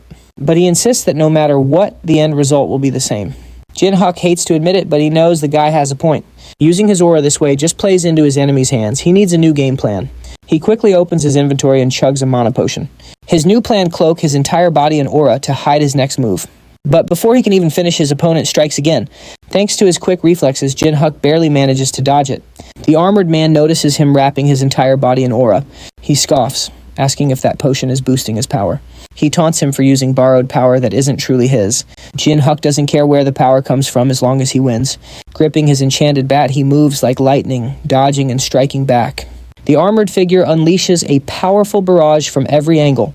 But even so, Jin Tai refuses to back down. His foe admits he's tough, but Jin Tai promises he's seen nothing yet. The two fighters desperately clash for the upper hand. Sparks fly as their weapons meet, pushing them both to their absolute limits. His opponent praises his stamina, just as Jin Tai makes a surprise leap. This might sting a little, he says, unleashing a powerful new attack. Meanwhile, Hyungil and Junchul are driving near Jin Tai's neighborhood. They spot a bunch of Titan Guild members, frantically looking for Sangho. Hyungil warns that standing out now would only spell trouble for them, but Junchul tells him to stay calm and avoid raising any suspicion. He just tells him to wait and watch, saying he has a plan in mind. To his surprise, he whips out his phone and calls Sangho's secretary. He asks her if she's heard from Sangho via Hunter Kangjun Tai. She remembers he's the one who introduced our main character to the doctor. Junchul asks about Sangho, and she says he's safe and getting treatment. Playing it cool, he mentions he's near Jin Hyuk's home at the moment. He's seen Titan Guild members all over, meaning their master is nearby. If this continues by the time guild leader Sangho is better, they'll be facing a full-on Titan Guild blockade at his doorstep. Junchul suggests they meet up in person to figure out a solution. Back at the temple, the armored figure is somehow completely fine, even after taking that massive electrifying blow. His enemy laughs at his surprise, daring him to show his final trick. Jin Hyuk is stunned. Even his lightning attack had no effect. He admits he has no more tricks, so it's time to bet it all on one final clash. His foe agrees to play along, promising a suitably epic final blow. And with that, he unleashes a terrifying wave of power. Model. Meanwhile, Jin Hyuk tightens his grip on the bat. Spotting divine energy coming off his foe, he smirks and calls him a paladin. The armored man proudly says he's not a paladin, but something pretty similar. He then asks if Jin Hyuk is ready, but our hero is cool and collected. He's been ready. When his opponent charges, Jin Hyuk realizes fancy moves are useless here. This situation calls for one all-out attack. Jin Hyuk summons all his aura, blocking the blast of divine energy. He knows if he gives an inch, it's over. His opponent can tell this isn't the same. Jin Hyuk is concentrating his entire aura into a single point for max power. He's really putting it all on the line with this one hit. But his foe pushes forward, making him lose his footing and scattering his aura. The armored man tells him that move alone isn't nearly enough to win. Now, at the climax of the fight, the armored man charges in again. Their weapons meet with a crash, and Jin Hyuk strains under the massive pressure. But even with all his resolve, he's forced back and knocked to the ground. He jams his bat into the earth to catch his balance. He's shaking from sheer exhaustion. He blocked the hit, but his aura is totally gone. He's so drained he can't even move a muscle. The armored man asks if this is really the best he can do. Lifting his weapon, he points out all Jin Hyuk managed was breaking an iron sword. A simple iron sword is easily replaced by a blade of pure aura. But Jin Hyuk is totally wiped out. How can he possibly face his foe now? He warns him that with no cards left to play, the challenge is over. Panting hard, Jin Hyuk says he talks too much and to just end it since he gave it his all. He has absolutely no regrets. He explains that even if he loses here, it's not a real death. He'll just keep coming back again and again to get even stronger. Then the armored man reveals the test is over, clearing up the misunderstanding. He explains the goal was never to beat him since he's both the judge and examiner. The real test was simply about whether he could earn the examiner's approval. A glimmer of hope shines in Jin Hyuk's eyes. Could he have passed? And luckily the guy gives him a pass, adding he still has work to do. In a flash, the armored fighter changes back into the old man on the throne. So he was Jin Hyuk's opponent this whole time. The elder praises his potential, but says to work on his attitude, his confidence and recklessness are different. Still, he was impressed that Jin Hyuk fought with everything he had until the end. As Jin Hyuk realizes who he is, he tries to cut in. But the old man holds up a hand, reminding him he wanted to learn how to get stronger. So the elder explains his aura is a power based on divine energy. That makes the method to power up incredibly simple. He just needs to connect with the divine, so the old man places a hand on his head. The elder says he's grown fond of him and to use the gift he's about to receive wisely. Before Jin Hyuk could even process it, he was teleported to a strange place. He starts to panic when he suddenly comes face to face with a giant dragon. But the dragon tells him not to worry. He was brought here for a gift from his new sponsor. Challenger, you have passed the trial. From this moment on, you will be infused with the power of the divine. Instantly, streams of energy surge toward Jin Hyuk. The dragon insists he take it. It is a blessing from a god who has taken notice of him. His face is a mix of confusion and a little bit of fear. But it's happening. Divine power is now his. Meanwhile, Lee Jun-chul has arrived at Jin Hyuk's house. Inside, Lucia is anxiously waiting for Jin Hyuk to come back. He's late, and worry is written all over her face as questions fill her mind. Did something go wrong? Just as bad thoughts creep in, she feels a sudden shift in the air. She spins around and quickly opens the gate. A dungeon gate is materializing. It means Jin Hyuk must have succeeded. She studies the gate, shocked by the powerful aura flowing from the other side. At last she hears footsteps and Jin Hyuk steps into the room. Lucia is stunned as a wild thought hits her. Is all this power coming from him? That's impossible. How could that even happen? She's in total disbelief. Unaware of her shock, Jin Hyuk just asks why she looks so surprised. She hesitates, her mind buzzing with questions. What in the world happened in there? Did he really pass all the trials of the Dragon's Temple? He actually faced all of that and managed to survive. When Jin Hyuk stays quiet, she angrily summons her weapon to attack, calling him a reckless fool. Didn't he get it? What if he'd messed up and something had gone wrong? She specifically warned him not to get greedy and to leave in time. But before her weapon can connect, Jin Hyuk blocks it with divine power, saying he had to get stronger. If he hadn't taken that risk, he never would have gained this incredible power. Lucia clenches her fists. He never listens, but she admits he definitely got stronger. Still, she tells him to be careful. If anything happens to him, she's stuck here too. Jin Hyuk just assures her not to worry, promising nothing like that will happen again. In that case, she decides she can leave this place in his hands now. Confused, Jin Hyuk asks if she's going back into the dungeon. She just tells him that she needs to get some rest as well. Plus, he looks more than strong enough to handle things from here on out. As Lucia turns to leave, Jin Hyuk tries to thank her, but she just brushes it off, saying she really did it for herself, not for him. She just didn't want the dungeon to get all messed up in case he died. She also reminds him there's no such thing as a free lunch. That boss room with the magic circle still needs managing, and she plans on sticking around there for a bit. So he'd better bring lots of sweets as payment. Then she adds one last thing. Once she's back in the dungeon, that perception-dampening magic will start to fade. And when it does, the Titan Guild will track this place down and come knocking. He needs a plan before they show up. With that, she vanishes into the dungeon shadows. He then walks into the lounge and says hello to the secretary. While Lee Jun-chul looks completely stunned to see our hero, the secretary's face just lights up with a happy smile. Jin Hyuk asks if everything was okay while he was away, and Haya fills him in. Seo Sangho is healing up nicely, and they've already dealt with the pursuers. Okay, that's a relief, but Jin Hyuk has a bigger question. Why is Lee Jun-cho here? Jun-cho explains he couldn't get through, so he decided to make a personal visit. Jin Hyuk's gaze sharpens. This guy never just shows up. Something is definitely going on. Without missing a beat, Jun-cho makes an unexpected offer. He wants to create a new guild with Jin Hyuk. Before he can answer, Lee Hina cuts in. She was hoping for an escape plan, not this. Jun-cho just smiles, asking them to hear him out first. He lays out the hard truth. Even after Sangho recovers, he can't return to the Titan Guild. The fact that nobody came to rescue him is all the proof they need. He says that Guild is rotten to the core, and you can't fix what's already decayed. This means they need a completely new foundation, and he wants to build it with Lee Hina and with Jin Hyuk as its core. He pulls out his phone ready with a full presentation. He details the resources he can personally manage, plus all the available assets. The incredible talent he's already scouted and the facilities ready to go.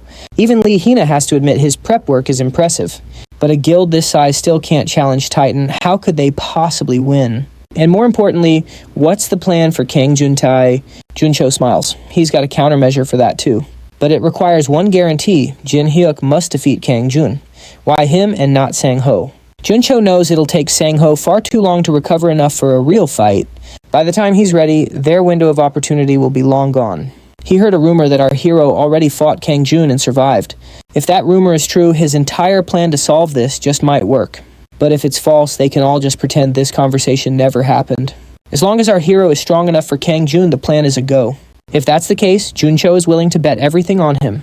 That gets a smirk out of our hero. He'll hear the plan first. His answer depends on it. As the plan is shared, we see Tyrant Guild's leader, Jo Wan-chul, trashing some Titan goons. He's demanding to know why they're trespassing so boldly, especially after the Alron incident absolutely destroyed their public image. He really figured they would be laying low for a while. Instead, the Titans have been creeping into Tyrant territory. So if it's a fight they're looking for, Jo Wan-chul is ready to tear them all to shreds. Every last one of them. Back at the house, Jun-cho reveals his plan, drag the Tyrant Guild into this. It's a classic case of fighting fire with fire. The Tyrant Guild is a powerhouse, easily on par with the Titan Guild. With an S-class hunter like Jo Wan-chul at the helm, they can go toe-to-toe with Titan. But Hina points out their guild is a mess after the Alron incident. Are they really in any condition to start a full-blown war? Jun-cho just grins. He says getting them to fight is way easier than she thinks. Recently, the Titan Guild has been aggressively expanding its territory. Most of that land originally belonged to Tyrant. While others nibbled, Titan went overboard. All they need is one good reason, and the Tyrant Guild will go straight for Titan's throat. Lee Hina and our hero share a look. It might just be time to play their trump card. Meanwhile, Jun-cho is totally lost on what's happening. So our guy brings up the Alron incident involving the Tyrant Guild. They were the ones who leaked all the juicy details. And just like that, it all clicks for Jun-cho. Now he gets why Titan moved like they knew everything. That makes for a pretty solid excuse. Once the Tyrant Guild gets wind of this, they'll be gunning for Titan. Then as a third party, our team will use the Chaos Slash to take out Titan's top dogs Han Yong-suk and Kangjun. That's the master plan Jun-chul cooked up. A grin spreads across Jin Hyuk's face. He's happy to handle this for Jun-chul. This also means their new guild is officially a go. Drawing inspiration from mythology, Jin Hyuk names the guild Pantheon. It's named for the temple of the gods who defeated the Titans. Both Juncho and Lee Hyana love the name. The meaning is perfect. Time to get moving. There's no reason to wait. Juncho asks Secretary Lee to leak the intel to Tyrant. While she's at it, she should check for any potential defectors from Titan. Juncho himself will handle gathering their supplies. But he has a special job just for Kangjun Tai. Guild leader Seo can't make a move for now, even though the chase should stop once the guilds clash. Is there a way to completely throw them off the trail, hearing that Jin Hyuk thinks he might have an idea? At the same time, near Jin Hyuk's place Titan's goons have spotted him and Lee Hyana. The report says they're heading toward Sector D. Meanwhile, Dune is on a rooftop watching everything unfold. Jin Hyuk gives him a nod thanking him for buying them some time. Dune, happy he could help, asks about that rebellion Jin Hyuk mentioned earlier. He's curious and wants to know more about it. So Jin Hyuk explains that Han Yong-suk tried to overthrow Seo Sangho, and that's exactly why guild leader Seo is involved. He asked for help, and Jin Hyuk agreed, which is why Titan is hunting them so frantically. He even tells Dune he had a close call with Kangjun. That news startles Dune, but Jin Hyuk says he can take him on now. But the real reason Jin Hyuk called Dune over is to invite him to join their new guild. Over at Tyrant Guild's third branch, Jo Wan-chul gets the report. Titan didn't just kill Alin, they also leaked the story to the press. His assistant says Seo Sangho's own secretary delivered the information. She apparently said she doesn't care anymore, just wants cash since she's leaving. According to the report, Titan snuck in that night to steal an artifact. But after Alin died, they covered their tracks by leaking a fake story. Hearing this, Jo Wan-chul practically shakes with rage. His fists tighten and he grinds his teeth. There's no way Jo Wan-chul will let them get away with this. He orders his assistant to round up everyone available right now. The Tyrant Guild is going to make the first move. From this moment forward, Tyrant officially declares war on the Titan Guild. Meanwhile, at the Titan Guild office, suddenly one of the members bursts through the gate gasping for air. His chest is heaving and pure panic is written all over his face. He tells Jun and Han Yong-suk that the Tyrant Guild just invaded their territory. Yong-suk guesses they're out for revenge, for losing their own turf. But the guy says there's more. Their guildmaster, Jo Wan-chul, is leading the charge himself. And to top it off, he's officially declared war on the Titans. At this, Yong-suk shoots up his jaw on the floor in total disbelief. He starts to panic, yelling about why he wasn't told sooner. Without skipping a beat, he demands to know where Jo Wan-chul is. The member quickly says their men are on it. Meanwhile, Jo Wan-chul is on a rampage. He's been tearing through anyone who gets in his way. He even tossed a bus with his bare hands, shocking everyone. The guild members wisely backed off. They try to corner him, but before they can blink, he disappears. In a flash, he reappears far in the distance, moving faster than they can believe. Their guys keep getting wiped out, and backup squads just aren't coming back. Turns out they're all dead, making it impossible to track Jo Wan-chul. Back in the office, Yong-suk is losing his mind, but Jai just smirks. He knew it was too quiet. There was no way Jo Wan-chul would take that loss lying down. Seeing Jai's attitude, Yong-suk snaps, asking if he thinks this is some kind of joke. He's frustrated because at this rate, they are both going to get killed. He wants to report this to the association and have them shut it down. The member awkwardly explains the association already knows what's happening, but so far all they've done is issue a public warning. It really doesn't look like they have any intention of getting involved. Jai figured as much. They'd never interfere in a guild fight. This is the perfect opportunity for them to let the big guilds wear each other out. Hearing this, Yong-suk orders a new plan, requests the association's direct help. He argues that innocent civilians are in danger. The member's face sinks. He apologizes, saying that approach won't work either. Over in the residential area of District 9, announcements blare out about the battle between the Titan and Tyrant guilds. Nearby residents are being told to evacuate to a safe area immediately. But the guild members couldn't care less about civilians. They just want a fight. Realizing how bad things are getting, Jin Hyuk finally arrives on the scene. He spots a small child crying, her mother injured and trapped. Just as the kid is about to be attacked, Jin Hyuk swoops in to save her. Jin Hyuk orders Lahai to get these people to a safe zone immediately. He tells him to make sure all guild members know protecting civilians is their main job.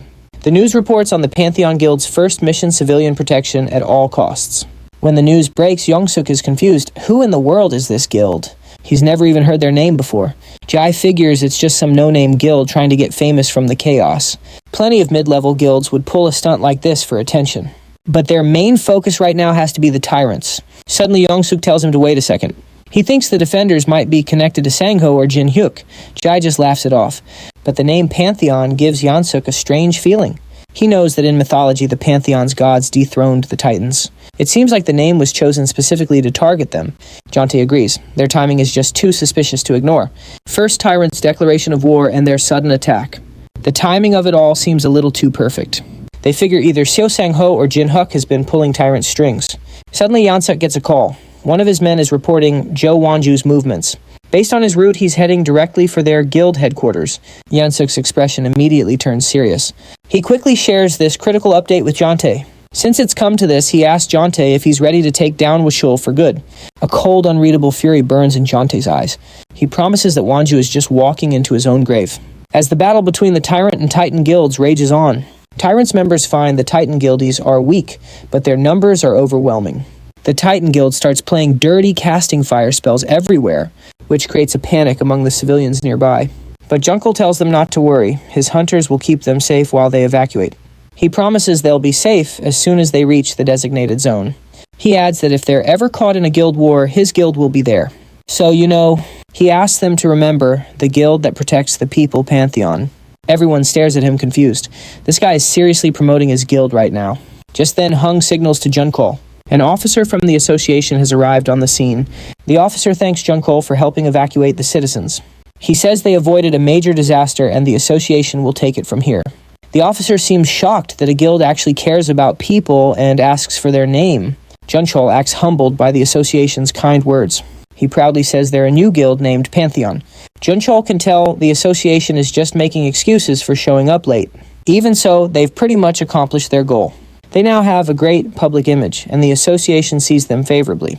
Junchol and Hung have done their part flawlessly. The rest is all up to their guildmaster, Kang Jin Huk. Later, the team meets with Jin Huk. He explains that since this guild war is huge, and it's happening right in the city, civilians were obviously going to be in danger. So Pantheon's #1 goal was protecting civilians to build a good reputation. Junchol nods. He says they're doing their best to keep everyone safe. But what they really need is a way to end the war itself. Jin Huk simply smiles and tells him not to worry, then calls Dune for a status update. Just as planned, Zhou Wanju is heading straight for the Titan Guild's base. With everything in place, Jin Huk decides it's time to move. Curious, Hina asks why they need to track Wanchul's every move. Jin Hyuk is happy to explain. If those two get into a brawl in the city, the property damage will be astronomical. And one of them definitely isn't walking away, so he plans to handle them both at once. Hina is totally floored, her mind just spinning. Is he being serious? She knows he's powered up, but taking on 2 S ranks is a tall order. Jin Hyuk then heads out, telling his team to focus on keeping the civilians out of harm's way. Hina understands they just need to trust him and do their jobs for now, and really hope he comes back in one piece. At the Titan base, Wanchul carefully scopes out the building. Meanwhile, some guards spot him and immediately try to radio the control room. They report Wanchul's arrival at the gate and ask for backup only to be sent flying. Wanchul had casually tossed them aside. He says he's not interested in small fry and offers them a deal call your guildmaster. The guard quickly tells the control room to get the guildmaster on the line. But for his trouble, he gets knocked out by Wanchul. When Yansuk gets the news, he understands. Wanchul really did just march up to their front door. Jonte can't believe he'd walk into his own doom, but promises to gift Yansuk the tyrant's head. News is spreading like wildfire about the guild war that just erupted in the city. To keep people safe, the police and Hunter Association have locked down the area. They're restricting all traffic and sealing off the fight zones. Plus, the Hunter Association is running shelters for any residents in the affected areas.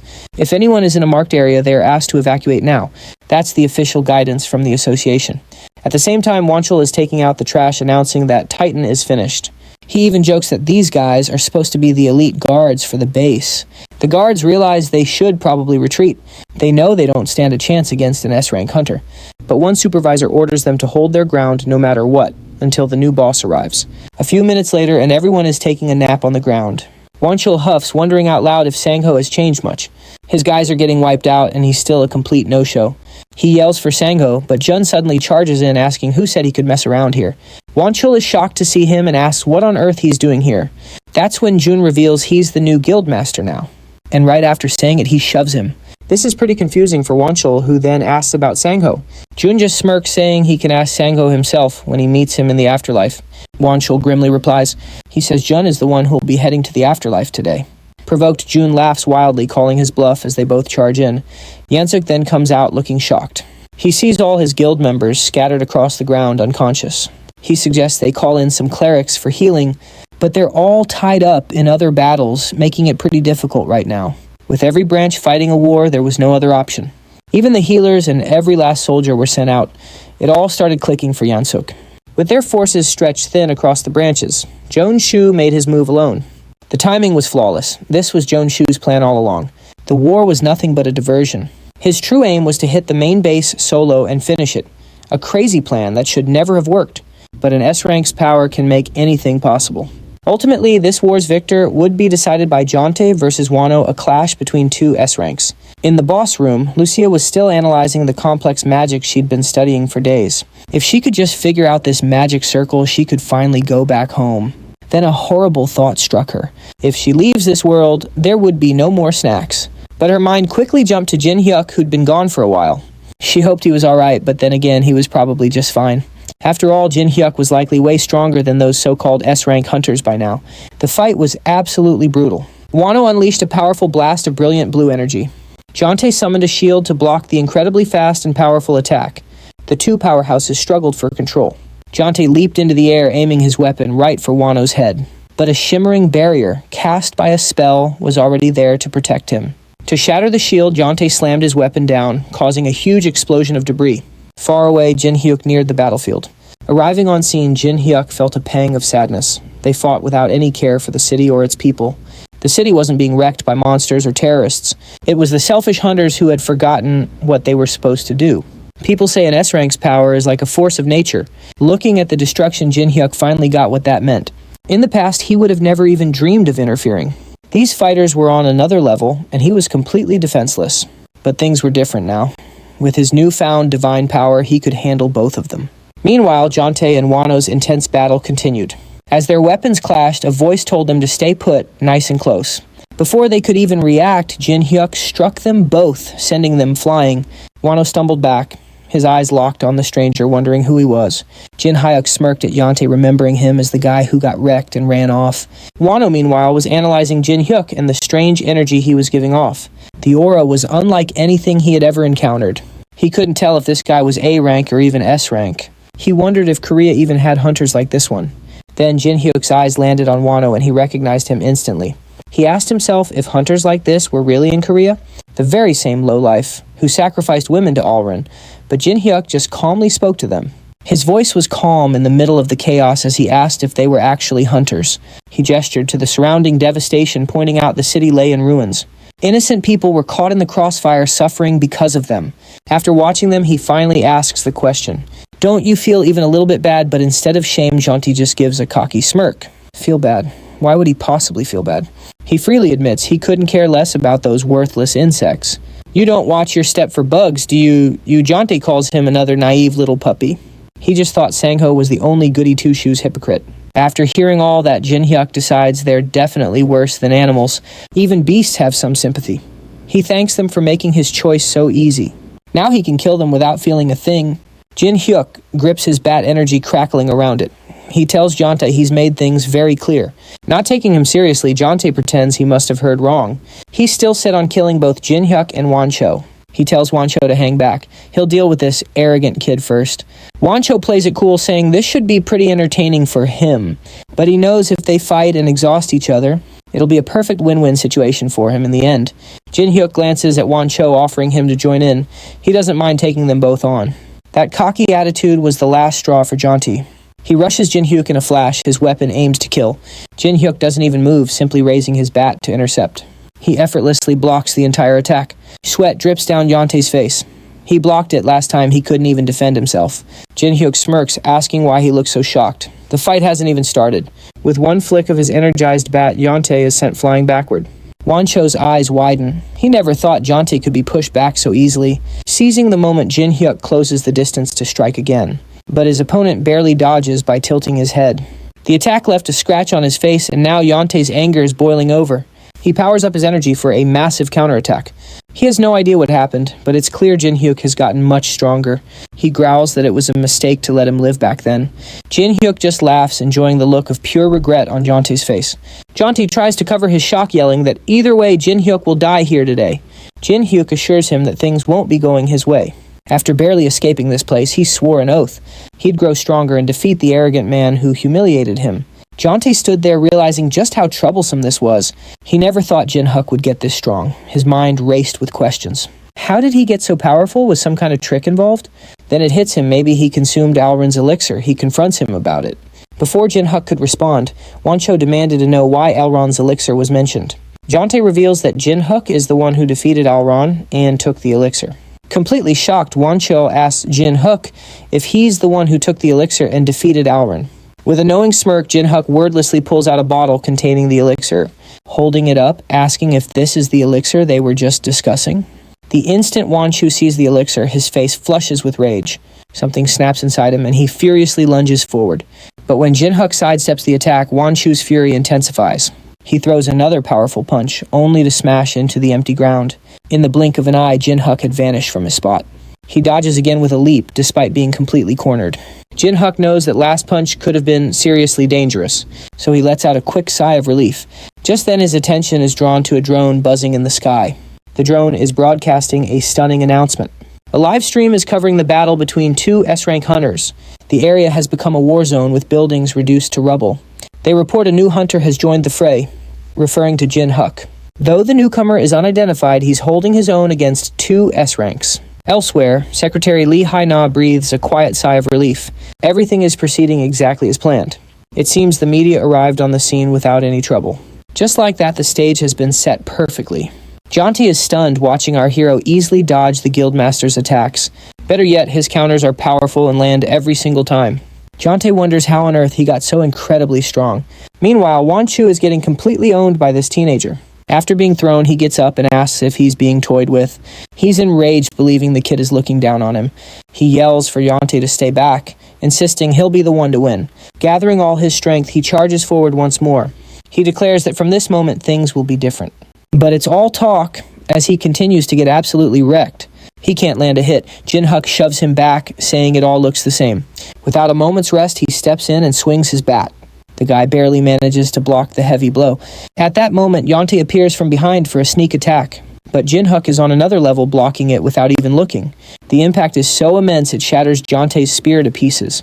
He panics as the main character calmly turns towards him. He's knocked back by the mere shockwave from the bat. Seeing no other option, Wancho desperately suggests they team up. Moments after fighting, he wants an alliance to defeat Jin-Hyuk. Jonte is clearly still hesitant to trust him, so he threatens to kill Wancho if he tries any funny business. Wancho just yells at him to get into position. Together, they might actually stand a chance against our hero. Meanwhile, the reporter announces the S-rank hunters have been identified, but the mysterious third hunter remains a complete unknown.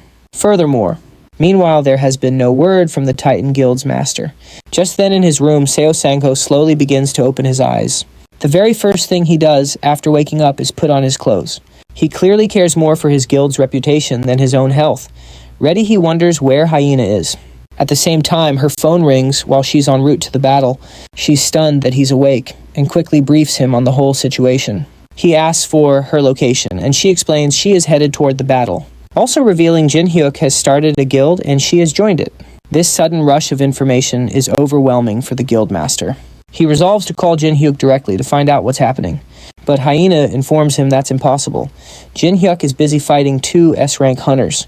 Upon hearing this, Seo Sangho immediately stands up, knowing that no matter how strong the kid is, he can't face two S-ranks. He asks for the location, announcing that he'll go there himself. Hyena is hesitant, clearly worried about his well-being, but he insists that this whole situation is his fault. As their leader, he can't simply watch from the sidelines while they fight. She finally gives in and sends him the location. Worried or not, she must trust his judgment, since he's the only person who might be able to end this fight. Hyena steals her resolve. This isn't the time to hesitate. She must do what is needed. Meanwhile, Jonte is desperately trying to land even a single blow on our hero, but he is hopelessly outmatched. Jin-Hyuk reads his moves, perfectly deflecting every attack with ease. As the fight intensifies, the shockwaves from their clash travel farther and farther. While Jin-Hyuk seems occupied with Jonte, the other S-rank rushes in from behind, aiming to end it.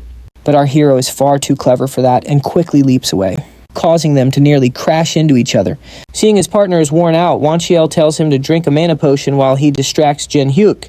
Jonte is irritated about the teamwork, but he has to admit it's the correct move. So he pulls out a mana potion and begins drinking it. He thinks a combined full mana attack might finally defeat him. While he recovers, his S-rank partner is visibly struggling to handle Jin-hyuk on his own. Catching his fist, Jin-hyuk gives him a cold stare, asking why he won't take the elixir for himself. Model. He even taunts him, suggesting he'd try a little harder. Before the S-rank can react, he casually twists his wrist, snapping it instantly before striking him with the bat. Jonti stares wide-eyed as the powerful Wanchiel is thrown about like a rag doll. With Wanchiel on the floor, our hero calmly approaches and asks if he's still alive. He explains that his list of crimes means he can't be left alive. He lured and kidnapped innocent women as sacrifices for Elrin. Resistors were imprisoned, and his loyal guild members were lost to drugs. His current fate is just the result of his past deeds. Gasping on the ground, Wanchiel can't accept his fate, that his life is ending so pathetically. Jin-hyuk raises the bat, asking the man for any final words. With despair in his eyes, the S-rank asks if he'll die for such a petty reason. He desperately begs for his life, offering to make him the guild master. But Jin-hyuk makes it perfectly clear there would be no negotiation. He only wanted to hear the man's final desperate wish. His mind was made up the moment he saw those people left to die. Waniel still can't grasp why kidnapping a few people means death. Regardless, our hero knew he had more than enough reason to end him, so he thrusts the bat forward, ending the man's life. He screams as the bat pierces his chest, unable to believe his end has come. But his disbelief doesn't matter, as his consciousness fades away. As he dies, our boy tells him to apologize to his victims in the next life. Nearby, Jun watches in horror, wondering if he should attack now. But the fear in his eyes shows he knows he's already lost. His only thought is to escape, but it's already far too late. Jin-hyuk sees him run and hurls the bat, yelling, "Where are you going?" The bat flies like a bullet, and the S-rank barely deflects the blow. He tries to act calm, insisting that he wasn't trying to run. Instead, he claims he's letting Jin-hyuk off easy this time. He's confident his speed is superior and that he can escape. But he's wrong. Our hero instantly closes the distance, telling him not to hold back. Meanwhile, Seo Sangho and Hyena arrive at the destroyed buildings. She points out the location, saying the battle is just past there. She begs him to reconsider before he goes, but his mind is set. He replies that he can't leave this all to Jin-hyuk and must help. Hyena suggests he rest first, but he's determined to finish what he started. She relents, simply asking him not to overdo it. Preparing to leave, Seo Sangho looks skyward, asking Jin-hyuk to wait. Meanwhile, Yang observes the entire battle from a nearby rooftop. He reflects that things got complicated. It should have been a simple duel. He never expected someone even stronger than them to appear. Watching the battle, he knows he must abandon Gentai. There's no saving him. His goal was the greatest guild, and Seo Sangho was an obstacle. That's why he poisoned him. Now no one can stop his ambition. He glances at Jin-hyuk, deciding he will let him live for now. First, he must escape, and then manipulate public opinion to his side. But before Seo Sangho left, Hyena shared crucial information. She revealed that drone surveillance spotted Young Sok on the Titan building's roof. Back in the present, the guildmaster emerges behind the traitor, who freezes in disbelief. Gazing at Jin-hyuk, he declares he will spare him this time. His priority now is to flee and control the narrative with the public. Just before departing, Hyena had given Seo Sangho a vital warning. Her drones had spotted Young Sok atop the Titan building during the fight. Now the guildmaster stands behind the traitor, who trembles with utter shock. The traitor turns, shaking in fear, as the guildmaster confronts him. Before the traitor can react, Seo Sangho yells his name, grabbing him by the collar. He demands to know how he could betray his very own guild like this. Young just smirks, asking if he really can't figure it out. He says the guild doesn't need its old master anymore. Those words sting the guildmaster, who asks him to explain himself. Young explains that he was holding the guild back. They had no use for a leader like him. But Seo Sangho sees right through those pathetic excuses and calls him out. He says Young is just trying to justify his own selfish greed. Young fires back, claiming he actually saved the guild from its master. The guildmaster isn't buying a word of it. He retorts that the guild is in ruins precisely because of this orchestrated betrayal. Cornered, the traitor realizes he's out of excuses. So he summons a knife and lunges for the guildmaster. Even though he's not fully recovered, Seo Sangho sidesteps the attack with ease, saying he's a disappointment to the end. Seizing the moment, the traitor turns tail and makes a run for it. He thinks his only crime was trying to build the ultimate guild. He curses Jin-hyuk for ruining his plan as he leaps off the building, but the guildmaster won't let him escape, diving after him and summoning his weapon. Mid-air, he swings his massive axe, landing a direct hit on the guy's head. He tells him it's time to take responsibility for the mess he's made. With a final cry, the traitor is defeated, plummeting to the ground below. Standing over him, Seo Sangho feels he's finally fulfilled his duty. But then he remembers Jin-hyuk. He realizes he spent too much time on this guy. He immediately rushes toward the battle to help our main character. Meanwhile, our boy Jinhook is handling the S-rank hunter just fine. After a solid hit to the chest, Jun can barely even breathe.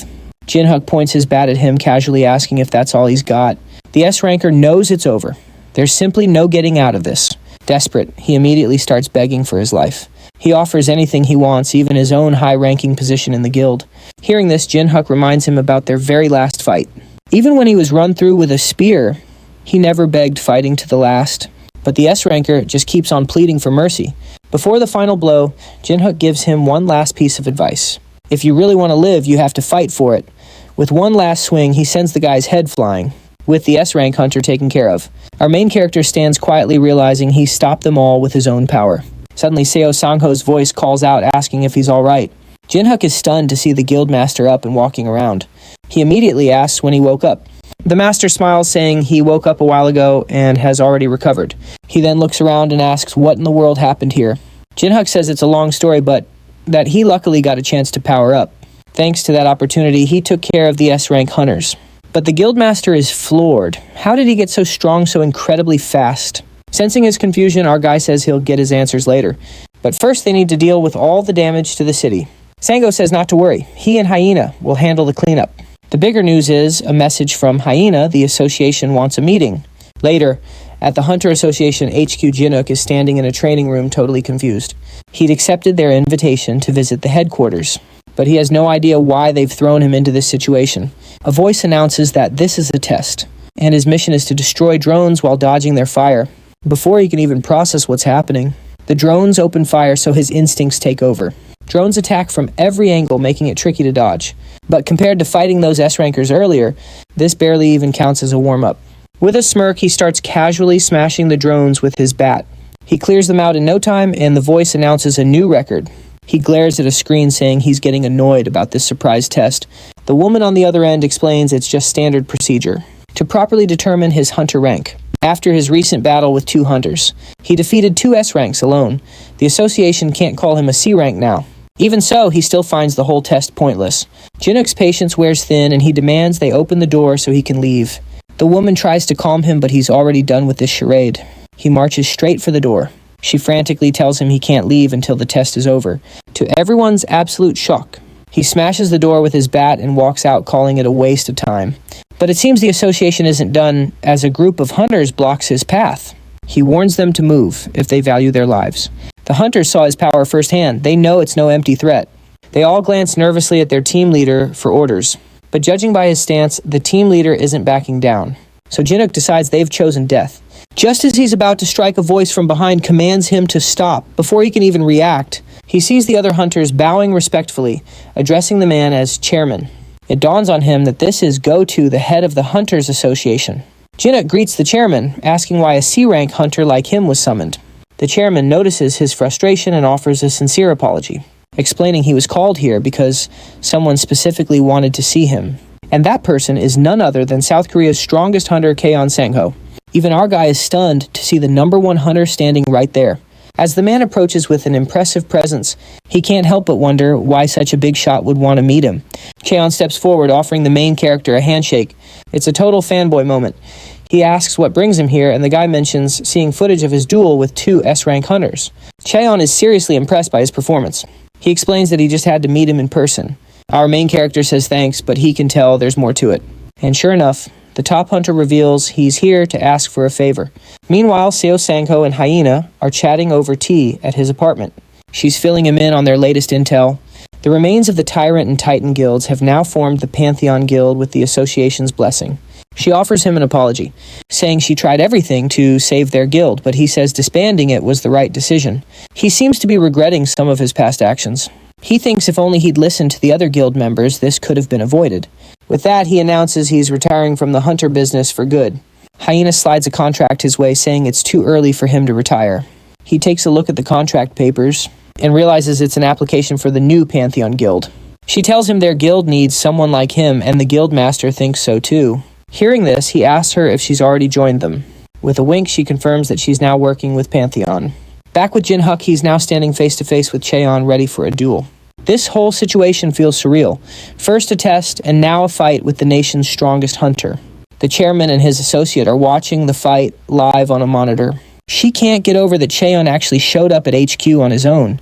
That guy is almost never seen in public. The chairman reveals that he'd already met with the hunter. After he watched Jin-Huk's fight with the two S-ranks, he said he'd finally found someone to fight alongside, or maybe even a true rival. When our hero asks why they're even fighting, the top hunter admits he isn't quite sure himself. But our boy never backs down from a challenge, so he's ready to go. The associate gets a little worried and asks if they should really let this happen. He just laughs, assuring her it's nothing more than a friendly spar. Back to the fight itself. Cheon summons his sword and both hunters agree to give it their all. Jin-Huk smiles, thinking to himself that he doesn't care about ranks. All he wants is a little payback for the headache this guy caused him. At the same time, Hyena gets a shocking call from the association about the spar with Jin-Huk. Judging by her expression, Sangho can tell something is wrong and asks her what's going on. She lowers her phone and explains that Cheon is about to fight our main character. This gets him worried, but when he asks why, she has no idea either. Fearing Jin-Huk might be in danger, they both decide to head to the association.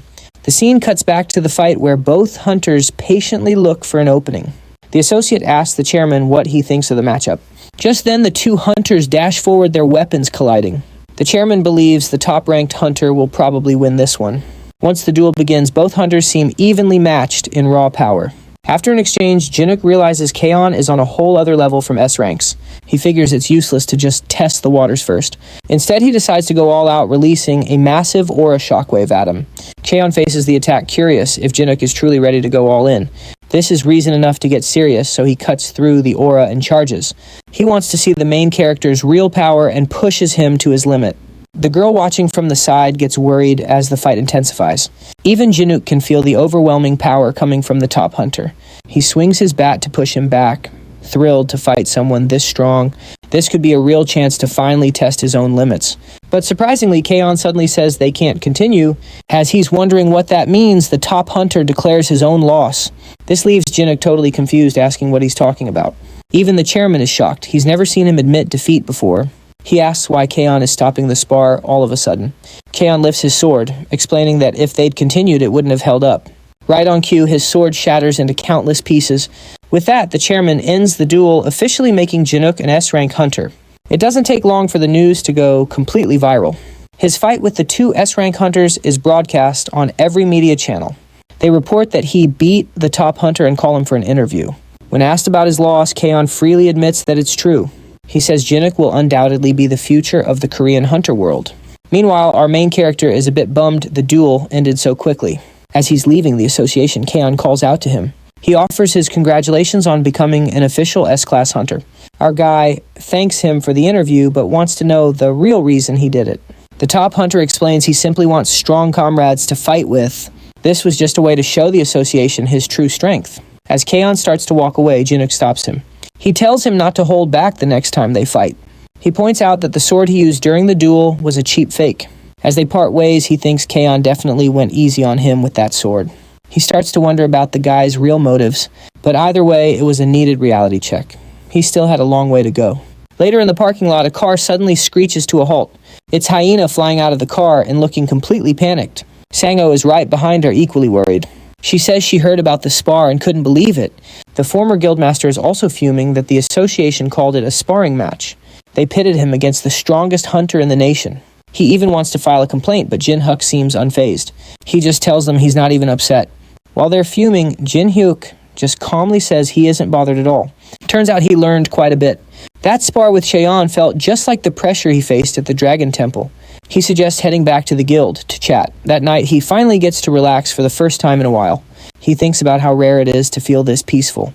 The constant battles kept him on edge, but now he can finally breathe easy. Just then his phone rings. It's Youngul, the guild manager. Jungle asks if he's okay after sparring with Cheon and warns him not to overdo it. Power is crucial, but as guildmaster, his life is even more important. Our main character appreciates the concern and promises to be careful. He then changes the subject, asking how the guild is doing. Youngul has great news. They've officially absorbed the assets from their biggest rivals, the Titan and Tyrant guilds. Plus, they've opened new hunting zones that are already super active. These spots are strengthening the guild and protecting their territory from others. He suggests Jin-Huk should visit soon, and he agrees to. After the call, our guy sits there completely worn out. He really wants to rest, but duty calls. So instead of relaxing, he's off to a dungeon to match Cheon's pace. He drops by the dwarf craftsman's workshop to ask for a favor. The dwarf doesn't seem too thrilled to see him. He grumbles that Jinhook only appears when he wants something. Our guy apologizes and asks for a weapon upgrade. The dwarf adds that he's flaky, always vanishing when he's asked to do something. Our main character says he had his reasons and promises he will make it up to him. But when Jinhook mentions sparring with Cheon, the dwarf explodes and snatches his weapon. He fiercely asks if Jinhook lost while using the weapon he personally crafted. Clearly his pride is hurt, but instead of refusing, the dwarf says it's his lucky day since he wanted to test a new technique. Jinhook tries to thank him, but the craftsman immediately cuts him off. He declares it's not a favor, he just wants to prove his own skills. As he leaves, Jinhook's thoughts drift to Lucia. He realizes he hasn't seen her in ages. Suddenly he thinks she might have the answer to one of his problems. Feeling hopeful, he heads deeper into the dungeon looking for her, but as he goes he gets this nagging feeling he's forgetting something. He just can't place it. When he finally tracks Lucia down, she is absolutely furious. She looks ready to punch him, demanding to know why he came empty-handed. He dodges the question saying he was looking for her, then asks if she's really been in the dungeon this whole time. Lucia says yes, explaining she's been completely absorbed in a magic circle. It's her one shot at returning to her own world. She says she's made progress, which gets his attention. He asks if she can return home soon. Lucia sighs, explaining that it's not quite that simple. She's tested her dimensional magic multiple times, and everything seems to go perfectly. She follows every step, and the magic feels right, but in the end, nothing happens. The energy feels correct, but the result is always the same. Just nothing. She's sure it should work, but can't see why it's failing. Meanwhile, as she's explaining all this, a weird portal opens up inside Jinhook's fridge. The next morning, our guy makes a quick trip to the local grocery store. He's picking up some snacks for Lutia to avoid another lecture. On his way out, the cashier stops him asking if he's the famous Kang Jin-hook. Looking puzzled, he says yes, and the girl absolutely lights up. She gushes about being a huge fan and asks if she can get a quick photo. Spotting others taking photos, he avoids a scene by apologizing and making a run for it.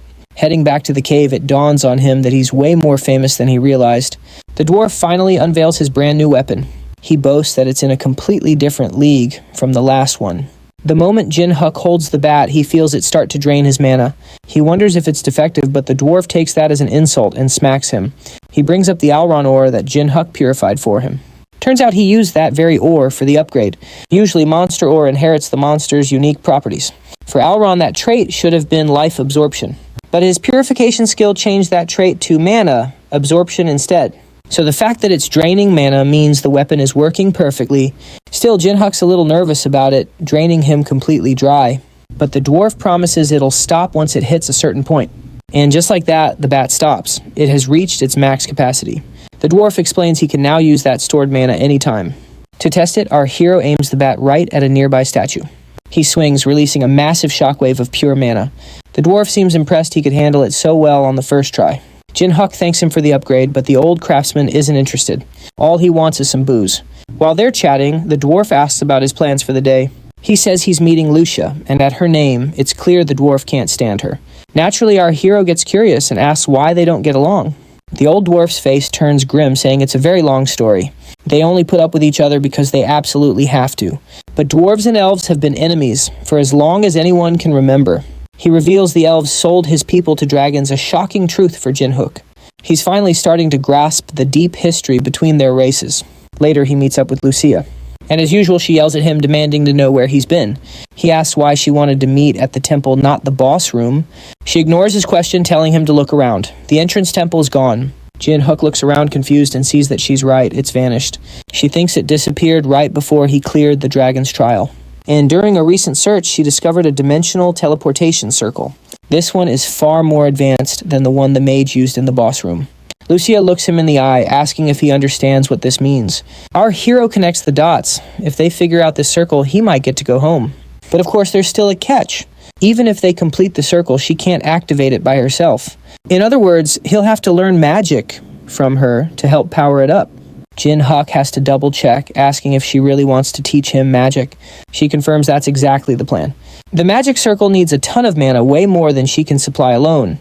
Even with his help, she's worried they won't have enough to get it working. Our guy's gears start turning, trying to think of a way to supply that mana. Then it hits him. His bat is basically a giant mana battery. He holds it out, telling her to give it a shot. She's a bit skeptical until he shows her the mana shimmering off the bat. He explains the craftsman gave it a special upgrade so it can store energy. He has no clue how much is in there, but it's got to be useful for the circle. But the moment Lucia touches the bat, she gets a massive jolt of energy. Our main character is confused too, until he recalls the dwarf's binding enchantment. It's owner-locked, so only he can wield its power. That means the bat is a no-go, leaving only one option, teaching him magic. With a serious look, she declares that from now on, he is her student. His first lesson starts right in his apartment. She assigns homework while eating his snacks. The learning process was tough. He had to cram tons of magical theory. Plus, he had to learn how to control his mana flow. All of this was just to get one magic circle working. After days of cramming, he finally starts to grasp magic theory.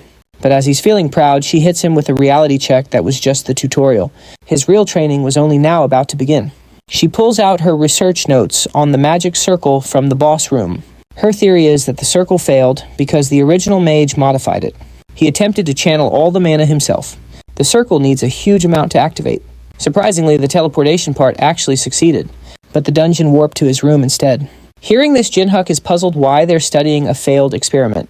She explains that by studying its flaws, they can compare it to the Dragon Temple's circle. This will help them engineer a better version that actually works. So from then on, they researched together. Their shared mission was to create the perfect magic circle. With time, Jinhyuk's magic skills improved and he could finally channel mana into the circle. He charges the bat with max mana and begins funneling it into the magic circle. Lucia is right there helping him with the process. She tells him she will give a signal once there's enough mana inside. As they pour mana into the circle, it suddenly begins to light up with a soft glow. It's a clear sign the magic circle is responding to their power. Jinhyuk just needs to keep this up until the circle fully activates. But then something goes wrong and his bat starts leaking aura unexpectedly. He tries to stop it, but the leak is completely out of his control. Even Lucia is confused, asking why he's injecting aura into the circle. Our main character admits he has no idea, and they both struggle to keep the circle stable. A moment later, the ground beneath them begins to tremble, and the floor under the magic circle completely gives way. Luckily, they leap back just in time, avoiding the whole mess. But this also means their only path back has vanished. Lucia lets him have it, blaming him for the circle disappearing.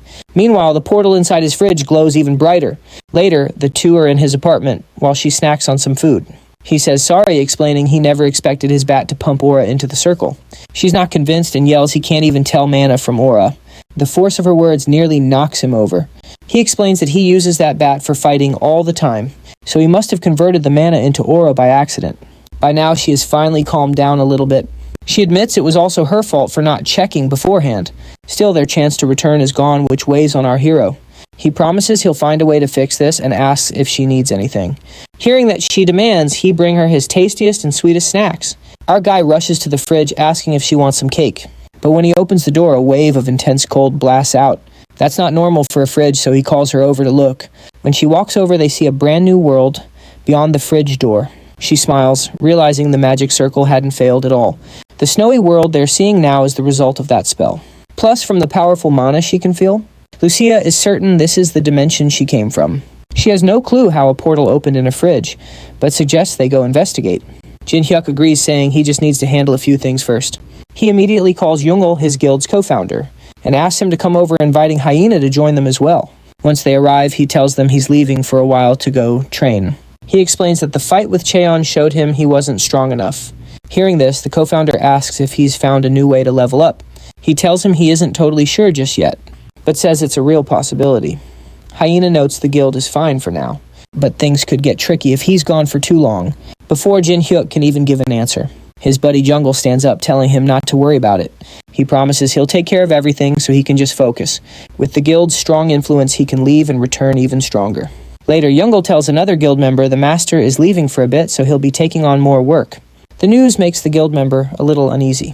He asks if it's really all right for him to leave at a time like this.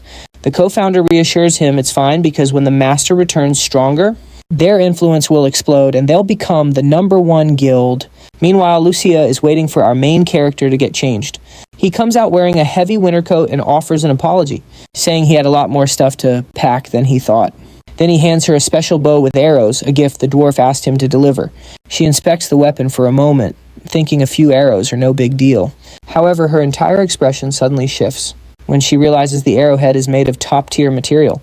Jinhyuk seems excited, saying he assumed it was a normal arrow since it was tossed so casually. He points out that the old man really looks out for her. Lucia won't quite admit it, but says she might have to repay him someday. The two of them finally step through, and he can instantly tell they're in another dimension. They wonder where to begin exploring and stumble upon a mysterious dungeon. Our hero looks thrilled, saying something awesome must be hiding inside. She agrees, and the two decide to venture into the dungeon. The dungeon is way deeper and bigger than they first assumed. The moment they step inside, she immediately senses monsters rushing toward them. Lucia cautiously stops him, warning him to get ready because it's about to start. Soon enough, the monsters appear, and they turn out to be a pack of yetis. The monsters leap at them fiercely, and she asks if he can handle this. With a confident smirk, he assures her he's got it totally under control. He summons his bat, boasting that he could beat them with his eyes shut. She finds this pretty amusing and tells him he talks a big game. They begin clearing the monsters with ease as he attacks head-on, and Lucia provides support. As the fight goes on, she starts to see just how amazing these arrows truly are. Jinhyuk is feeling confident too, so he decides to end this with one final attack. At that same moment, the dragon god gets a report that the apostle has crossed dimensions. He listens to the dragon's report, while on his throne declaring he'll meet the apostle soon. The dragon still doesn't get why he'd give the rank of apostle to a human over a noble dragon.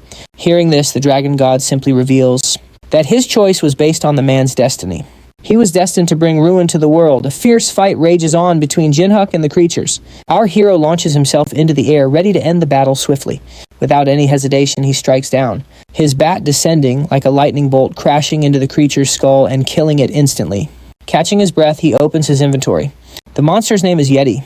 He's surprised. He's never seen one before. Lucia rushes over, panicking when she hears the word Yeti. She says Yetis are known to travel in mountain packs. If that creature he killed was a Yeti, they had to leave. Right now. Confused by her urgency, he asks why they need to run. She warns that killing one Yeti brings the entire pack for revenge, and when they attack, their power is overwhelming and merciless. Before they can say more, a blizzard roars down the tunnel.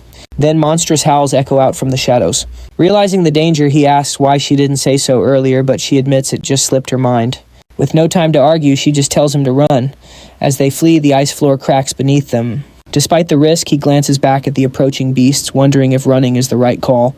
From his point of view, the Yetis don't seem all that strong. Lucia, however, explains that the monsters aren't the only threat. The cave's structure is too fragile. A battle in here could cause a deadly collapse. And just like that, he comes to a dead stop. Alarmed, Lucia asks why he's stopping in such a dangerous spot. He calmly replies he has an item that could work. He pulls out a flash grenade, planning to freeze the monsters cold. But just as he's about to throw it, the unexpected happens. The Yetis stop their chase and begin to retreat into the cave.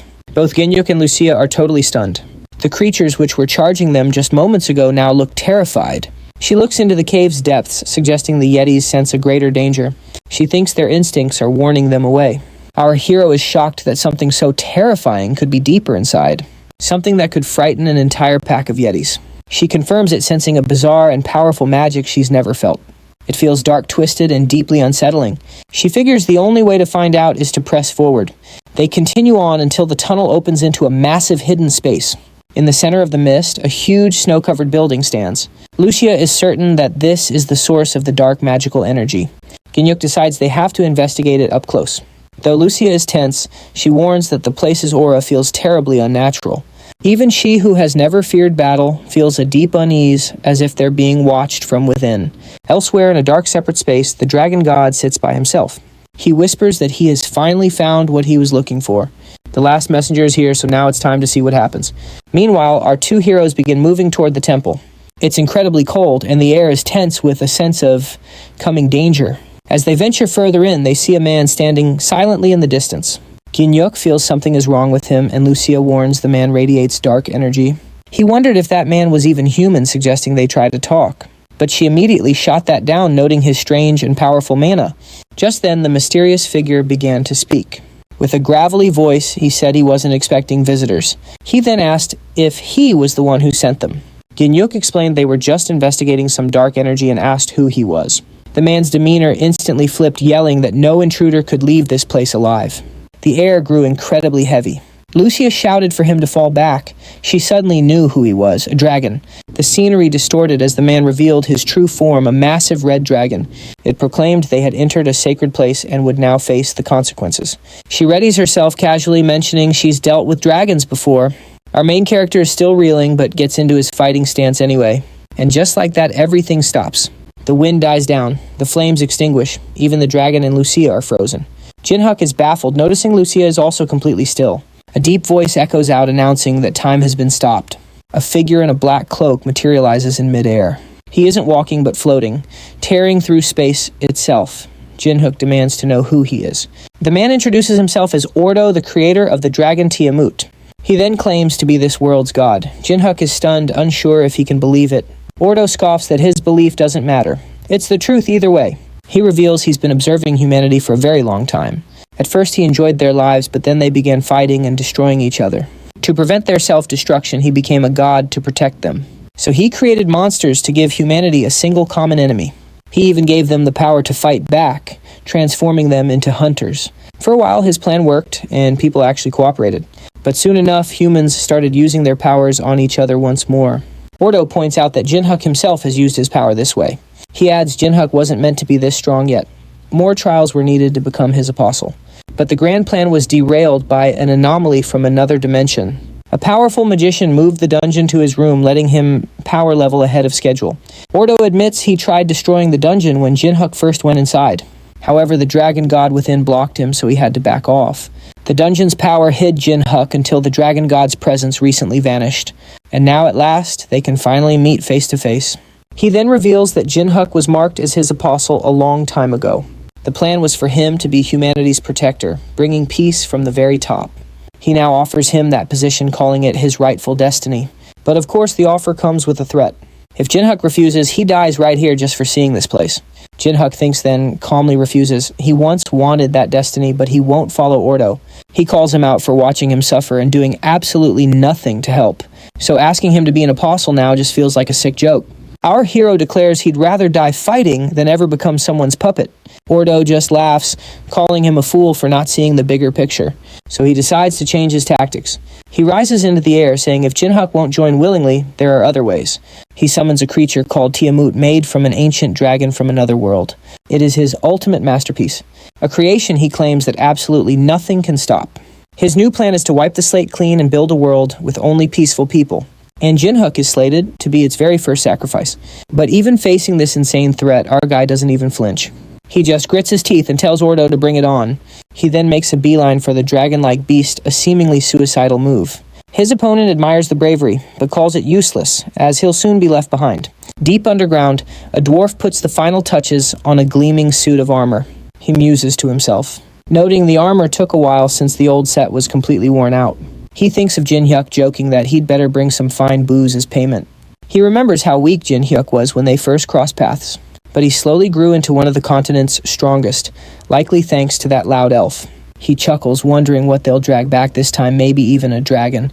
Back on the battlefield, Ordo snaps his fingers, and the massive creature awakens. Its eyes begin to glow as its huge muscles ripple and flex. Lucia comes to her senses, quickly grasping the dire situation. She yells for Jinhyuk to be careful. Just then, the dragon unleashes a massive fireball. Jinhyuk tries to evade, but it's too fast. He gets swallowed whole by the beast. Horrified, Lucia can only scream in complete despair. Ordo smirks, mocking his dramatic speech before such a quick end. But then a growl echoes from the dragon's maw. He's still alive. From the inside, he forces the jaws open, making the dragon roar in pain. Lucia is flooded with relief and quickly asks if he's alright. Of course, Jinhyuk replies, saying he can't let someone like Ordo ruin everything. He vows to stop him no matter the cost. The villain just laughs, amused, and says he wants to see how long Jinhyuk can last. He warns him, however, that only crushing despair awaits him in the end. Elsewhere, Hyena gets a call from the guild's co-founder about a mandatory summons from the association. Confused, she immediately asks why this is happening. He admits, however, that he doesn't know the exact details. Gates are popping up all over the city, even in their own territory. Because of this, their cooperation is now required. Hearing this, she promises to alert the other guild members right away. As soon as she hangs up, Sanango asks her what's going on. She reveals tons of gates have opened in Region 9, which is very close to Jinhyuk's home. Meanwhile, our hero is still stuck inside the dragon Tiamat's mouth. Lucia worries he'll be burned alive if he doesn't escape soon. Our main character struggles to break free, but the dragon's jaw is too powerful. He just can't force its mouth open any further. Suddenly, an arrow from the elf strikes the beast right in the head. The dragon cries out its mouth, flying open, giving our hero a chance to escape. But even with a direct hit to the head, the dragon seems mostly unharmed. As Jinhyuk lands, the enraged dragon dives in to finish the job. He scrambles to his feet, realizing it's not giving him a second to recover. The beast crashes down, trying to crush our hero with its full might. At the same time, Lucia aims another arrow, but the dragon spots her first. It whips its tail around, and the impact sends her flying. Jin Hyuk realizes how powerful this dragon is, taking her out in a single blow. With Lucia down, the dragon turns its full attention back to our hero. With the pressure building, Jin Hyuk knows he has to go all out. Ordo looks unimpressed, believing our hero is already finished. He commands the dragon to end it, but something feels off. Even with its full strength, the dragon can't seem to crush our boy. The dragon is stunned. How can a mere human withstand its awesome power? Jin Hyuk pushes back hard, using power from the dragon's temple. With a mighty roar, he unleashes a massive burst of energy, forcing the enormous dragon to recoil. How can someone like him handle so much incredible power? Even Ordo is speechless, refusing to believe he's seeing the dragon god's power. Meanwhile, the dragon god is just chilling on his throne. He announces it's go time since his apostle has awakened his true potential. Getting up, he declares he will settle this long-running grudge today. Back on the battlefield, Ordo feels a huge shift in the energy. He knows exactly what this means. The dragon god is on his way. Jin Hyuk is surprised too. He never thought this power was so immense. Then he notices the mark of the dragon appearing on his wrist. Ordo sees the symbol too. Could he really be the chosen apostle? He knows he has to finish this now, ordering the dragon to kill him. Tiamat obeys, sending a massive wave of fire straight at our boy. But the flames that felt so dangerous before don't scare him at all. He's on a whole new level now, totally sure he can beat the dragon. Suddenly a commanding voice tells him to stop. For a second, it feels like time itself has completely frozen. Jin Hyuk blames Ordo, yelling to see if he has any last words. But Ordo is just as confused, insisting he didn't do it. Just then, he hears the dragon god ask why he was so hard to find. His eyes widen in shock. The dragon god is here. Ordo didn't think he'd show up so fast. Our hero looks up, spots the old man, and asks what he's doing here. The dragon god turns to Ordo, asking how he dared kidnap his precious dragon. Apparently, Ordo had abducted his dragon and twisted it into the monster known as Tiamat. The god demands to know why he did it, knowing it was wrong. The guy starts making excuses, saying it was necessary for his world. He says that as a god, he of all people should understand. The dragon god sees right through that, saying turning his child into a monster wasn't necessary at all. He claims Ordo just did it for his own selfish reasons, and right now he's trying to kill his apostle simply out of spite. This makes Ordo furious, and he yells that it was all for world peace. He claims it was a small sacrifice for a much greater peace. Bro really thinks he's Thanos. Hearing this, the Dragon King turns to Jin Hyuk, asking if that makes any sense. Our boy just launches himself at Ordo, shouting that it's all nonsense. Ordo scoffs, asking if he knows he's interrupting a chat between gods. He snaps his fingers to stop time, but absolutely nothing happens. Stunned, he asks himself why his powers have no effect. The dragon god reveals he's facing his chosen proxy, a wielder of the dragon's might. Basically, he's up against someone with the power of a god. And now he'll be defeated by the very human he underestimated. Not missing a beat, our hero swings for the fences with his bat. Ordo blocks the first hit, but the raw power is just too much. Jin Hyuk yells, "They don't need a destructive god," then slams him into the ground. He crashes down in a huge explosion, smoke billowing everywhere. Suddenly, our guy finds himself floating in a strange cosmic space. Ordo is there, telling him not to worry. Confused, our hero asks him what this is all about. The god says he shifted dimensions just so they could chat. He admits defeat, saying that one punch changed his entire perspective. He finally understood. That being a god doesn't mean you know everything. So he's abandoning his destructive plans and putting Jin Hyuk in charge of the world, as his form starts to fade. He tells Jin Hyuk he'll be watching, and that he hopes to be proven wrong. Jin Hyuk is doubtful he can handle it, but Ordo's mind is made up. He names him the world's new manager, sending our hero back home. The dragon god greets him, asking about his chat, and explaining Ordo chose to trust humanity again. He even returned the dragon to him, trusting him to watch over this new world. Before departing, the dragon god says his new duty is to bring peace. He promises to cheer him on, urging him to be a manager both gods can respect. Jin Hyuk just stands there, wondering if he's really the manager now. That's when he hears Lucia's voice calling his name. He hurries over to her, immediately asking if she's all right. She admits she was close to death, but the dragon god healed her completely. With everything over, our hero asks her to come back home with him. But she explains that this is her home world and she has to stay. He's saddened by this, asking if this is really their last goodbye. They share a final farewell before he looks down on his world from above. He recalls the day a dungeon just appeared in his tiny room. He never imagined a low-rank hunter like him would run the whole world. He still wonders what Ordo saw in him to grant him this power, but he's certain his job is to guide humanity down the right path. He'll do it by working with others to build a better future as a human and as the manager of a new world.